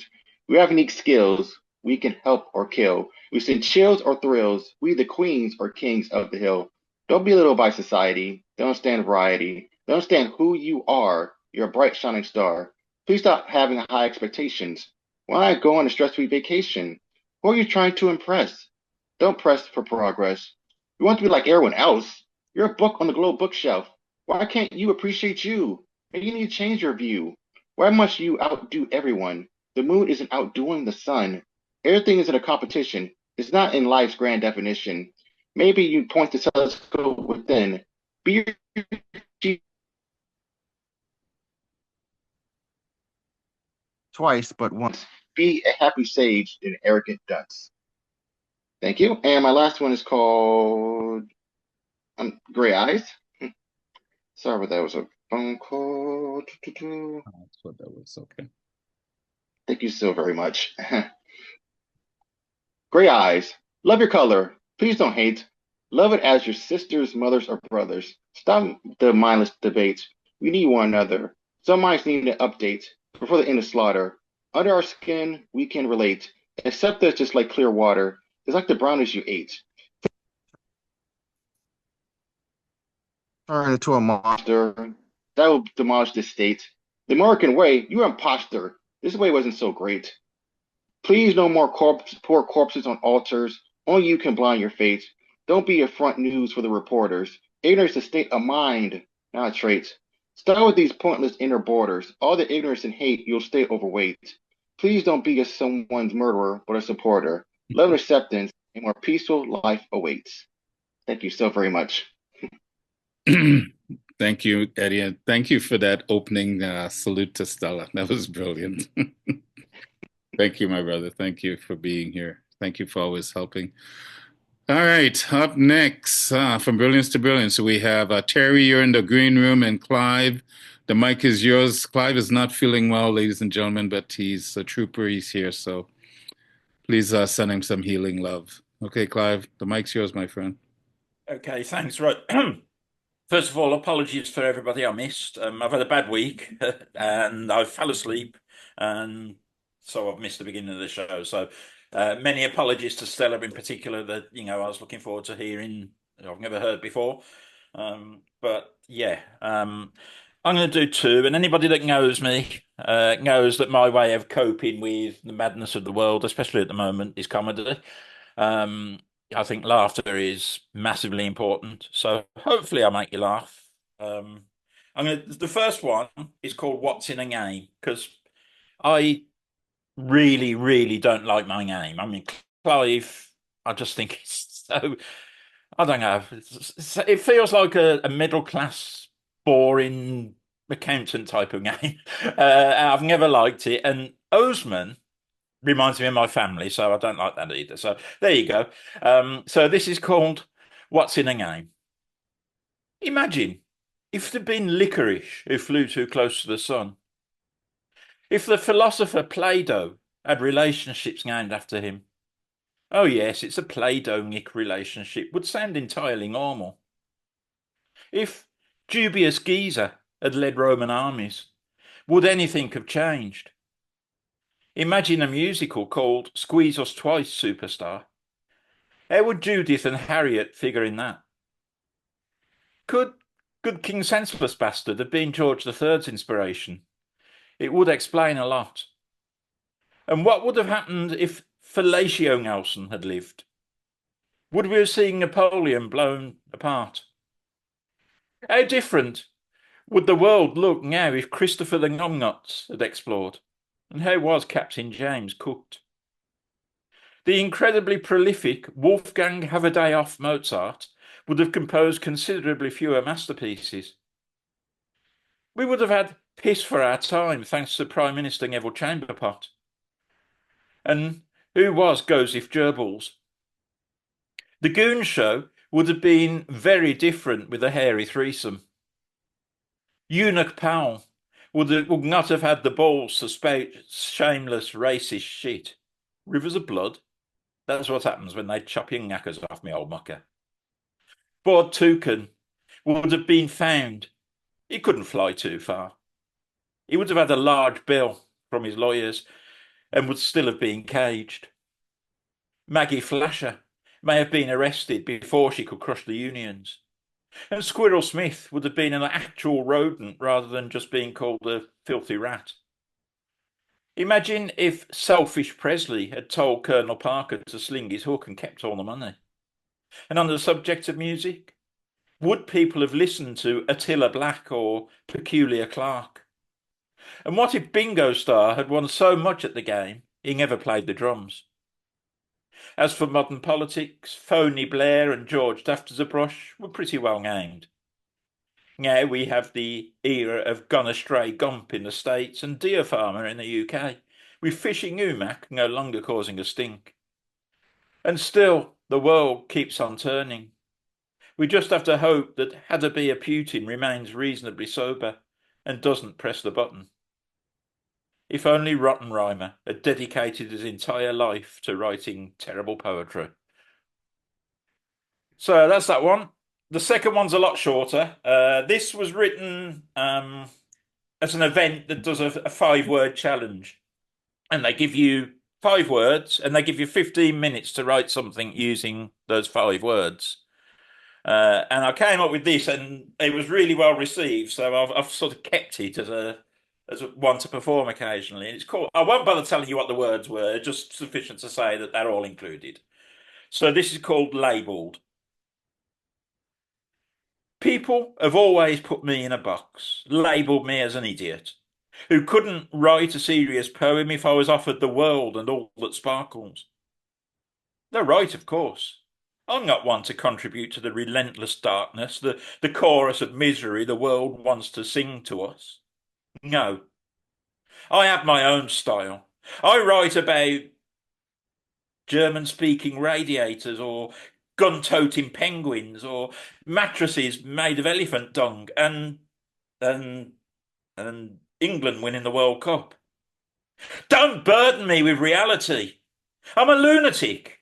And to prove it, I'll punch myself in the bollocks. Ow! That hurt. I suppose my critics will now deride me for the lack of rhyme. Morons. Anyway, that was a haiku for idiots. Thank you. And I don't care if you see the world the same way he does or you agree with his political or don't. I don't care. How could you not love the brilliance and the wordplay? That first piece, Clive, oh my gosh. And then, man, we need to laugh regardless of what we believe. We need to laugh, and we're not laughing enough. So kudos to you. And I briefly saw it. I don't know who said it, but someone said maybe because Clive is a very common name in the with West Indians. Maybe you need to hang out with more West Indians. Well, yeah, that's true. I mean, I remember Clive Lloyd, the cricketer, who was yeah. There you go. Massive favourite of mine when I was growing up. So, yeah, it's just it's. I mean, a game's a game, isn't it? But I've just never liked it. I don't think it fits me. Let's let's put it like that. Well, maybe you should write a poem about a name that would fit you. That'd be an interesting thing. Yeah. Yeah. Anyway, man, feel better. Thanks for being here. I know it sucks when you're not when you're under the weather. So whether it's just physical or lots going on in your life. So I appreciate you being here. And again, you don't ever have to apologize. Right? Just grateful that you're here in the capacity that you are. So thank you, my friend. All right, Terry. Henry, you're on in the green room, and Terry, you have the mic. Hello, how's everybody? Hey, Terry. Don't answer that. Okay, so here we go. Deja vu. I've been here before. The state of disunion is not in communion. Mass confusion, master of illusion. Not trading my heart to be a part of your war on humans. I do not play by your rules. In the trenches, not digging my own grave, my ancestors say to get your affairs in order. Your lies have drained the trust and best of me. I hit the highway daily, promoting myself when no one else would. Your love is like a pointy white hood. I try not to Thelma or Louise, please. You are not worth my life, which is why I live in my car, my only peace. Your lying face has more problems that I can't bear to see. The tipping point to my sanity. I want you to confess that your last best act was the material for God's suicide note. The cashier at the Chick-fil-A was high as fuck. They reminded me of you when they couldn't get my order right. I got in my car tonight and just drove again under the full moon's light. I had to slap myself awake many times. Now my insides reject all food because life has become too hard to swallow. Would it be weird to wear a sign that says free hugs? Because we are all not promised tomorrow. So there's that. And I have another one, Valentine's Day kind of Every day is my battle at war with love. Gaslit is not a term of endearment. War of the Roses was not a fairy tale. There is no Prince Charming. My Cinderella is an old woman now. No fairy godmother coming to perform magic. My therapist says I'm codependent. I ruin every relationship without even trying. When I was younger, I wrestled with a green-eyed monster, swizzled my heart Twizzler, choked out the love. A moment of clarity revealed to me, found in my genie in my body-shaped bottle.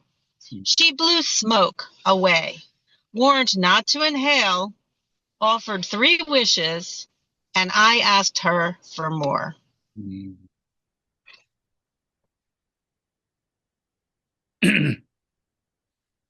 That's a brilliant piece there. Is that new? Yes. Yeah. Spanking brand. And spanking new. That's a brilliant piece. I love that. Thank you. Love that. Thank you. Thanks for showing up. I'm glad I did in time because, I got this yoga conflict thing every Sunday, so I'm trying. Well, I appreciate when you can share time with us. Good to see your smiling face. Thank you. Ditto. All right, guys. Keep smiling. Keep smiling. That's all That's not all you can do, but I agree. Invite people to keep smiling. We're getting close to the end, ladies and gentlemen. We have 3 poets left right now. Cheryl, you're in the green room. And a friend I haven't seen in a long time. Merv, you're up, my friend. Thanks for being here. Hey, I'm glad to be here. And Stella, you were amazing. First time ever hearing you or your work. So I'm going to read one poem. This poem was written for an event from end of January called the Healing Blues and Jazz Worship and Mental Health Resource Event in Nashville at the Scared Bennett Center. It was my 2nd year, and each year I write poetry specifically for this event. This poem is titled Don't Lose Your Mind Today. Mudlarking, first of all, is an activity where you dig within the mud looking for treasures. Because at the event, someone said, I have no idea what mudlarking was. Mudlarking through the shallows of a river, searching for lost treasures, layers of wet dirt, told you were too dirty to try to dig and to get to know yourself, not pounding self-hatred or shame, grieving again, wanting a hard shoulder for comfort, instead spreading forgiveness, holding on to arms, which weakly hang as you try to hold on. Strength found in bone wisdom, thrown as etched sides, reveal the eyes of storytellers, looking for answers each day in the waters. A warm libation to remember the dead, stirred and grieving currents, caress layers of bone until hard marrow, motes away years of soft youth. Old age turn you into something you don't recognize. Where's the once frightened child, kept hidden away from eyes and tongues, creeping to know you? Some even hurt you sometimes, as you hid under covers to pretend you're okay. That's when the whispering lie began, saying, I'm okay. Don't reveal too much. Hide, hide, hide. Child, and feel safe again. Play hide and seek, even with your lovers, or they'll find you and take you away, put you somewhere you forgot to hide from strangers, or people you believe can't trust enough to understand the depths of your sorrow, swell your heart and made you cry. In your pillow, 300 thread count of silence. By covering your mouth, it's always about remaining silent, not let your words escape. Still trying to find the right words to express what you buried and protected, although many cracks around your dirty face. To feel less pain, release the pressure. Allow fire ants to march out on hot days from the cracks in the earth, which are you. Where's hope's moisture seeking to save you, and the grains of your memories, dry remains of your life blowing as dust. You throw away dreams lacking courage to heal those wounds, but you want to try, as the smell of blood from them tells you. Too many cuts were made this time, but you thought they weren't deep enough. Still to reveal what's inside your soul, longing to get out and feel whole and safe. So no one would see them dripping for help onto and into the dry earth. The ants hide as you cry with your tears, the only moisture worth feeling or giving. You create the moist layers of mud, now able to eat childhood mud pies, hoping to feel full of this sweet dessert, make you smile with a belly without remorse, until you vomit out all the piles of lies. This won't save you, you realize. Overflowing coffee grounds from your mouth as you scream for help but can't find the right words. Although they've been brewing inside you. Now this Java baptism on the floor makes you believe you're losing your mind. Darkness everywhere, you try to let it out by convincing yourself you're okay. I'm okay. I'm okay. Yeah, I'm okay.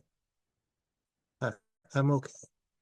Trying to reach those words, the right words whispered to the right person, those treasures deeply buried with the roots which hold you together, day after day, just to keep going. Please, cling to the words and memories, whether good or bad, which made you a husk seed waiting to sprout and grow if you simply don't give up and feed yourself with that sacred mud. Thank you.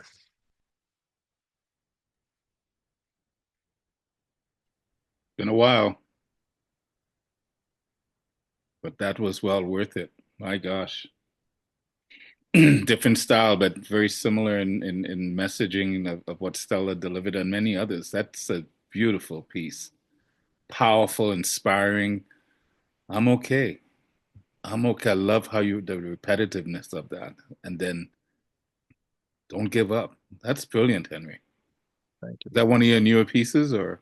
Yeah, that was read at the event, which was January the 26th, and then just now. Yeah, it was a live performance with harmonica player Henry Perry.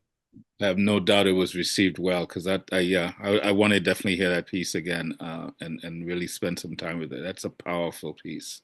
Thank you. It's a message of hope It reminded me of a piece I wrote about my broken-hearted walk, and you know, the heart needs to be broken to allow the cracks of wisdom to shine out, right? So, anyway, brilliant, well done. Like I said, it's been a while since I heard your voice, but definitely well worth the wait. So, all right, we have two left. Sorry, we have three left. Merv, you're on deck, not deck. You're on the mic. Cheryl, you're waiting in the wings. Merv, my friend, the mic is yours. Oh, you're still there. Stella walked away. I said Stella walked away as I was going to make comment. So, but just to give honor to her work, she deals with like the human condition. So I kind of even shifted to what I was going to read because I feel like the time is now for this piece, and it directly speaks to the human condition, and it gives honor to a poet about 100 years ago named Giovanni Apollinaire. So, but you'll hear quotes from others. So, The Zone Behind the Mirror, starting with a quote from James Baldwin. You think your pain and your heartbreak are unprecedented in the history of the world, but then you read. It was books that taught me that the things that tormented me most were the very things that connected me with all people who were alive, who had ever been alive. James Baldwin. Are you ready for the world itself to paint colors on the lines defining the rules of existence? The rules aligning as strings to guide a tree's branches or ourselves. Ink blotting our trauma with invisible ink, just enough to recolor the spotlight trigger. Unavailable. The pen breaks, still not recycling the ink blot to invigorate the pen's casings. However, hiding away the fragility before baby's first step, becoming the torment twisting. Hollowed eggshells thrown across a stream's shore. Not to openly play in puddles, feelings, not to be sidestepped, streamed on social replay. Skin thinning frail. 2. Who sees the human face correctly? The photographer, the painter, or the mirror? Pablo Picasso. Pablo could not realize the unreal phases of our faces behind phone screens as a photographer. Now ourselves, exhaling before we fix our faces. After hours of makeup, fashion fixation, site searching and searching, perfecting ourselves as cinema pre-take, while in the mirror, we add 2, 3, 4 faces to Picasso's paintbrush he since existed. Our emotions in conch shells, our emotions in sunken spirals leaving vapors, falling, while the world sees sculpted smiles with filters, draining the gritty bits out of the fine coffee image. The voice is rehearsed, tone, pitch, tune by internal conductor. A minute TikTok, a propaganda of our best lived lives, laughing mentally to those fooled away outside the mirror. Their voice could be, I love the color spectrum in shoes, skirts, slacks, shirts, dashing fashion, screaming, look at me, for a moment. Not too much to stalk. Not allowed unless you linger before swiping to the left on your phone. Our touches are in thumb emojis. Our touches are in care emojis. Our touches are in heart-shaped emojis secure from unreadable faces. Time is quickly dating us from our existence to be human. In Tokyo, I saw a group holding signs stating hugs for free.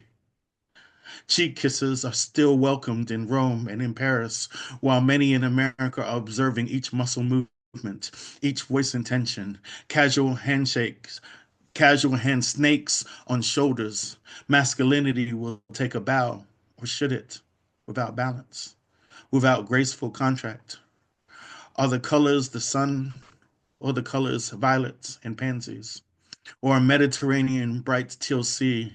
Or thunderstorms with eyes and eyes and eyes from chaotic anxieties shaped heads on canvas we paint? 3. The purpose of art is washing the dust of daily life of our souls. Pablo Picasso. In Café de Flore, I sit on a vinyl red chair at a chic emerald round table and think of Apollinaire. The phones are the shepherds counting their flock. I would love to see utopia, dimensions of shared thoughts, shared minds regionally in lyrical harmony, a yellow submarine rainbow colored dream state. Is it Instagram followers we cultivate? Is it the Grand Canyon divide of polarized political spectrum? Is it Israel, Nigeria, Somalia, Sudan, Palestine, Ukraine raining sorrowful cries? Is it the Balboa tree age to be old enough, thick enough of the world-saving prayers? Is it that we only think of the next post and not linger thoughts on eternity? Is it to be a goat and have a star at the Hollywood Walk of Fame? Is it God clasp tech in your hand for each living day? Is it the sleeping bag, flowers slumbering in city sidewalk crevices? Is it this narrative has no victims or heroes? Is it a woodland escape on unknown trail of healing? Is it wrapping in the disgust of discrimination blanket, hands hooked on? Is it the lens we don't loosen for gender, tribe, caste, color, or country? Is it that we are inked differently than paint ourselves to fit? Is it the mirror you sculpt bare to only see the surface? It is you. It is you. It is me. Thank you.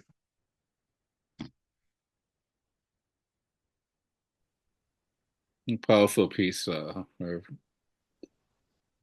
Great imagery and basically, from my belief, cannot know light without dark, right? And it's all of it for me. It's all of it, and that's probably one of the problems we have today. We've kind of gotten out of balance and forgetting that. So there's so much to digest from that piece, right? In regards to how we use social media, how we connect with each other, or how we run away from each other, ourselves. I mean, that's a really powerful piece. Very powerful piece. Thank you for bringing that today and sharing. Thank you. I am sharing the link because it was published just before the end of the year. Oh, beautiful. Well done. Congrats. Where was it published? In a journal called Across the Margin. Okay. So I just put the link in the chat. Do me a favor too. Drop that in the Inspired Poetry Corner group. I don't know if you have or not, but yeah, would love to share it in the group because I'm sure many others, myself included, I'd love to go and spend some time with it and digest it a little bit more. So definitely. All right, thank you, my brother. All right, we have two left. CP, you get to end the performance list, and right now, Cheryl, you have the mic.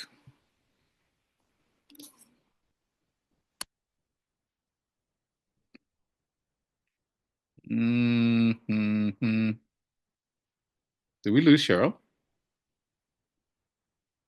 I don't see her anymore. That's interesting. Okay. All right, CP. It looks like Cheryl, I don't know if she just got booted out, but hopefully if she comes back, we'll continue on. But the mic is yours, CP. Thanks for being here today. Thanks for having me. Stella, your pocket full of wow. Like the way, like, I don't know, like your energy and your vibe, like, and the way you choose words, your love of language came out in your writing as you read it. And it was so beautiful to embrace. So thank you. Yeah. And Mervin wanted to say something to you, but you had disappeared. So let's not forget what he wanted to tell you too. So I didn't want to forget him. So yeah. This is why you're a host, man. But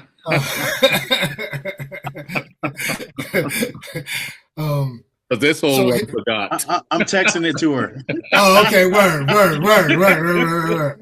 Way to show me up, CP. It just came into my head. Brother, you know I love you. I'm kidding. No, seriously, thanks for the reminder. Appreciate that. Here's something new. The newest thing I've created. I think it's a prose poem. Yeah, let me lose myself.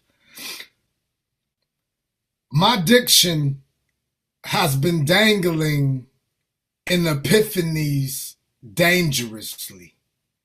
I'm life, where closeted skeletons hang their birthday suits up at. Proud you would be fashioned from within this. My walk-in closet is a club where my skeletons, my friends' skeletons, party like rock stars on standby, death frowning at my fashionably late always. I plan on being caught off guard in an off-the-clearance rack smile that looks a lot like sincerely. It's okay, stranger. There's no one living alive successfully living in the lies that they sell themselves. So daddy, don't wait for me, pops. Just promise me, father, whenever you bump into Jesus, ask him where you can find his favorite wine cellar, and I promise you, I'll be the well-tailored kid in the three-piece suited hangover, rocking a vintage cracked halo, still being held together with duct tape, and the last two authentic smiles I seen right before they closed the casket on me. Tell my wife to bury me with some whiskey, some writing prompts, one of her favorite wind chimes, and the wine corkscrew. Our wine cellar see you, Christ and his daddy there later. Pops, truth be told, these palms stay patting down these pockets like they're trying to calm down my poverty. Find my chapstick, from my lip surface cracks, smiles every time karma swung at me. Flinch, never. I feel alive when I'm locked up, locked eye to eye, locked within every one of my regrets. It's karma dancing around the living room's left in my lungs, and she's wearing nothing but a mother's last heartbeat tattooed on her forearm in the t-shirt with no panties on. Desperately she knows I need to know what God's honest truth looks like when there's nothing human left to hide behind. There are monsters begging miracles to get God naked on my tongue.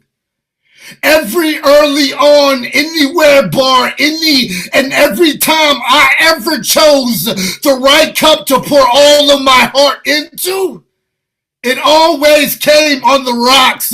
Dear Creator, these butterflies in my stomach desperately need to know what all of our God-seasoned myths taste like. This lava saliva on tongue tastes like leftover dirty holy water left boiling on stove overnight, late night.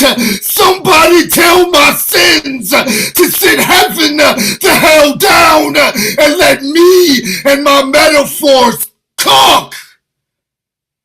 I am hungry, and winter's always coming, my friend. And I'm so not so sorry my sins are so stop sign fine. And my depression is not my lowercase God. And that's a lie. My lowercase God wants me to ask you to be honest with yours. And don't force me to slide Lucifer into semi-reload my magazine for the Messiah and manna and kill everything not hallelujahing. Is it your job? Is that your lowercase God? What if heaven is just a really well-designed escape room? I'm life, where cloths and skeletons hang their birthday. Is Jesus your insecurities brand name that you can't hold on to? I'm life, where cloths and skeletons hang their birthday suits up at every Bible book was written by man. So somebody tell the book of Genesis to stop goddamn gaslighting Eve. I'm life, where claws and skeletons hang their birthday suits up at birth. I am from the very same stuff that birthed the stars. And this it's not up for debate. My diction's dangling has been dangling in epiphanies dangerously. And yeah, yo, I'm life. I'm life where closet skeletons hang their birthday suits up at. And proud you would be if you were also fashioned from within this. New shit. Thank y'all. Good. Somebody please tell Genesis to stop gaslighting Eve. My God, brother.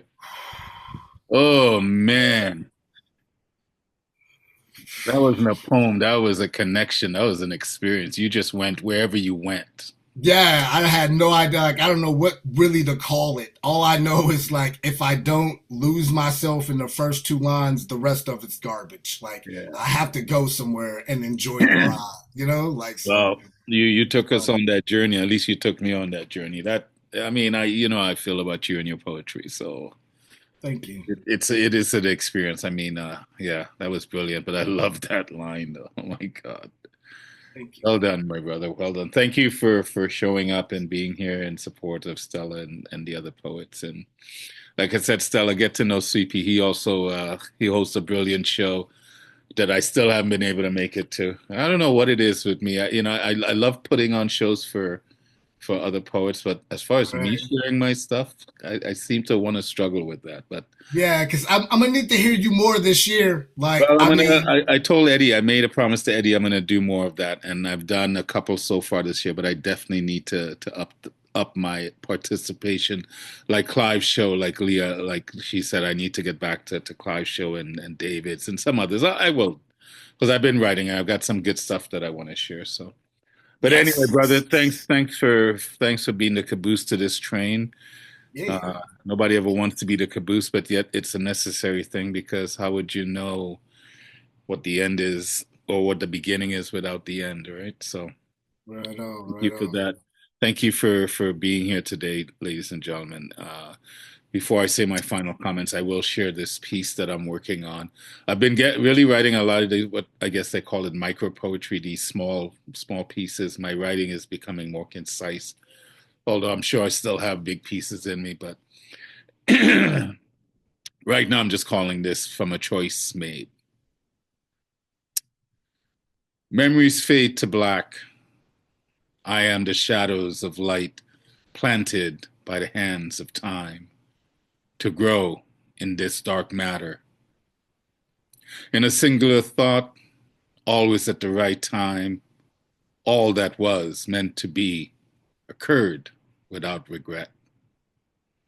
I am the audience in a moment that flows into the next, unfolding into what will be made by a choice.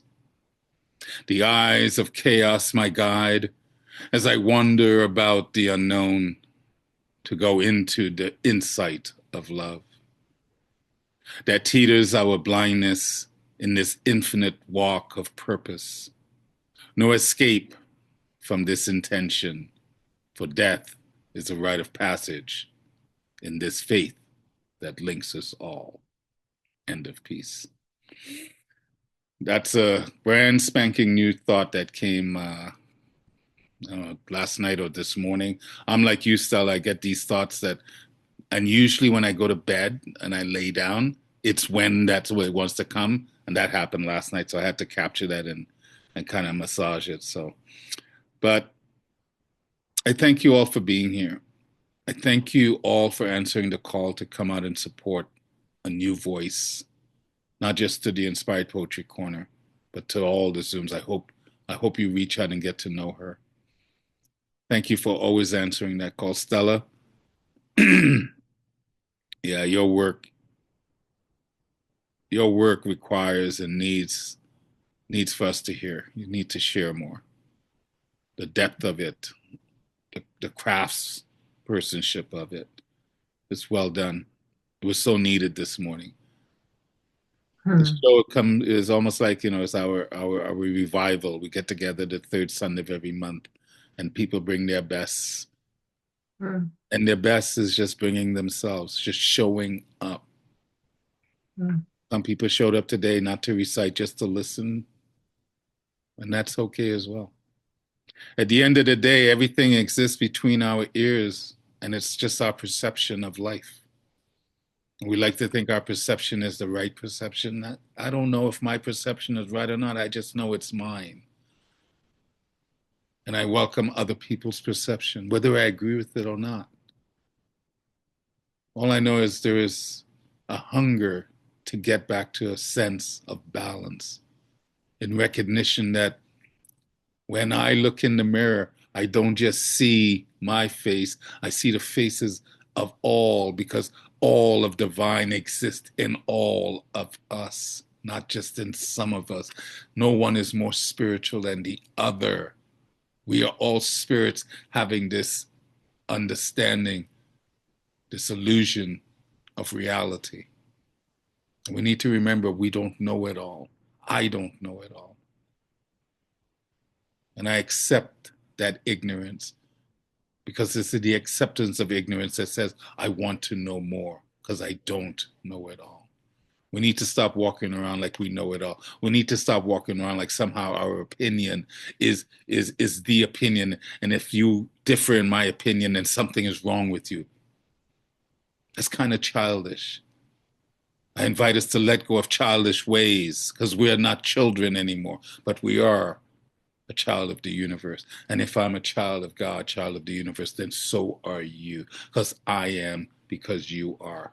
And that's the spirit of Ubuntu. I am because you are. The Inspired Poetry Corner and Sunday in the Corner does not exist without you. Yes, I came up with the idea, but it does not exist without you. Otherwise, I'd be sitting here talking to myself.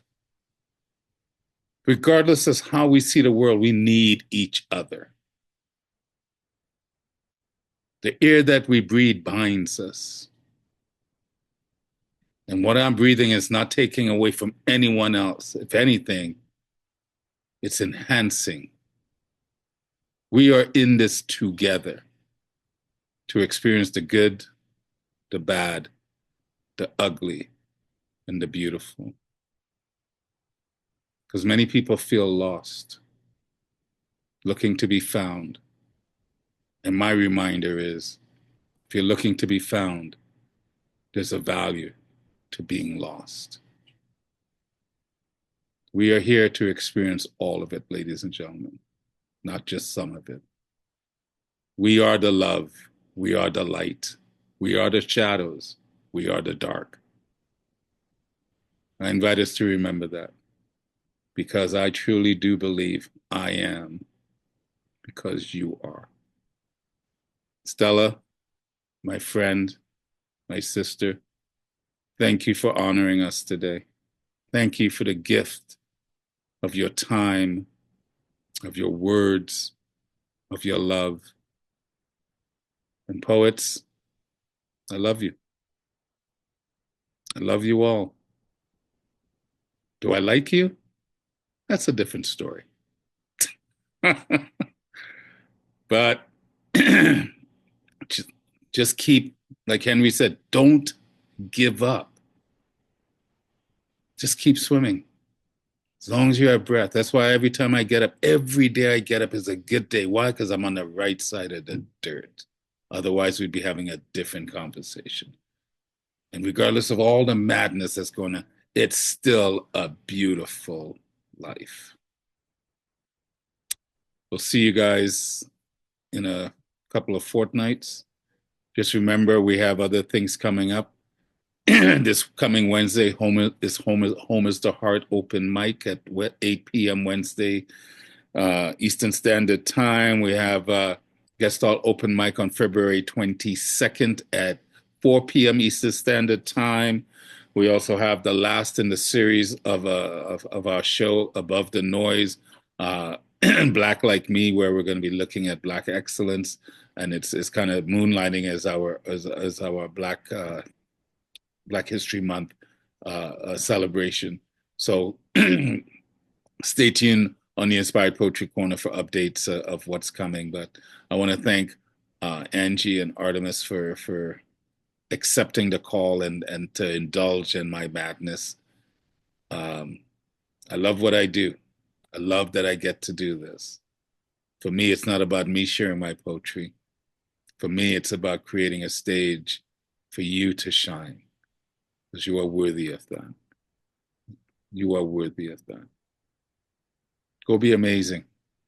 Go be amazing. Rest up if you have to.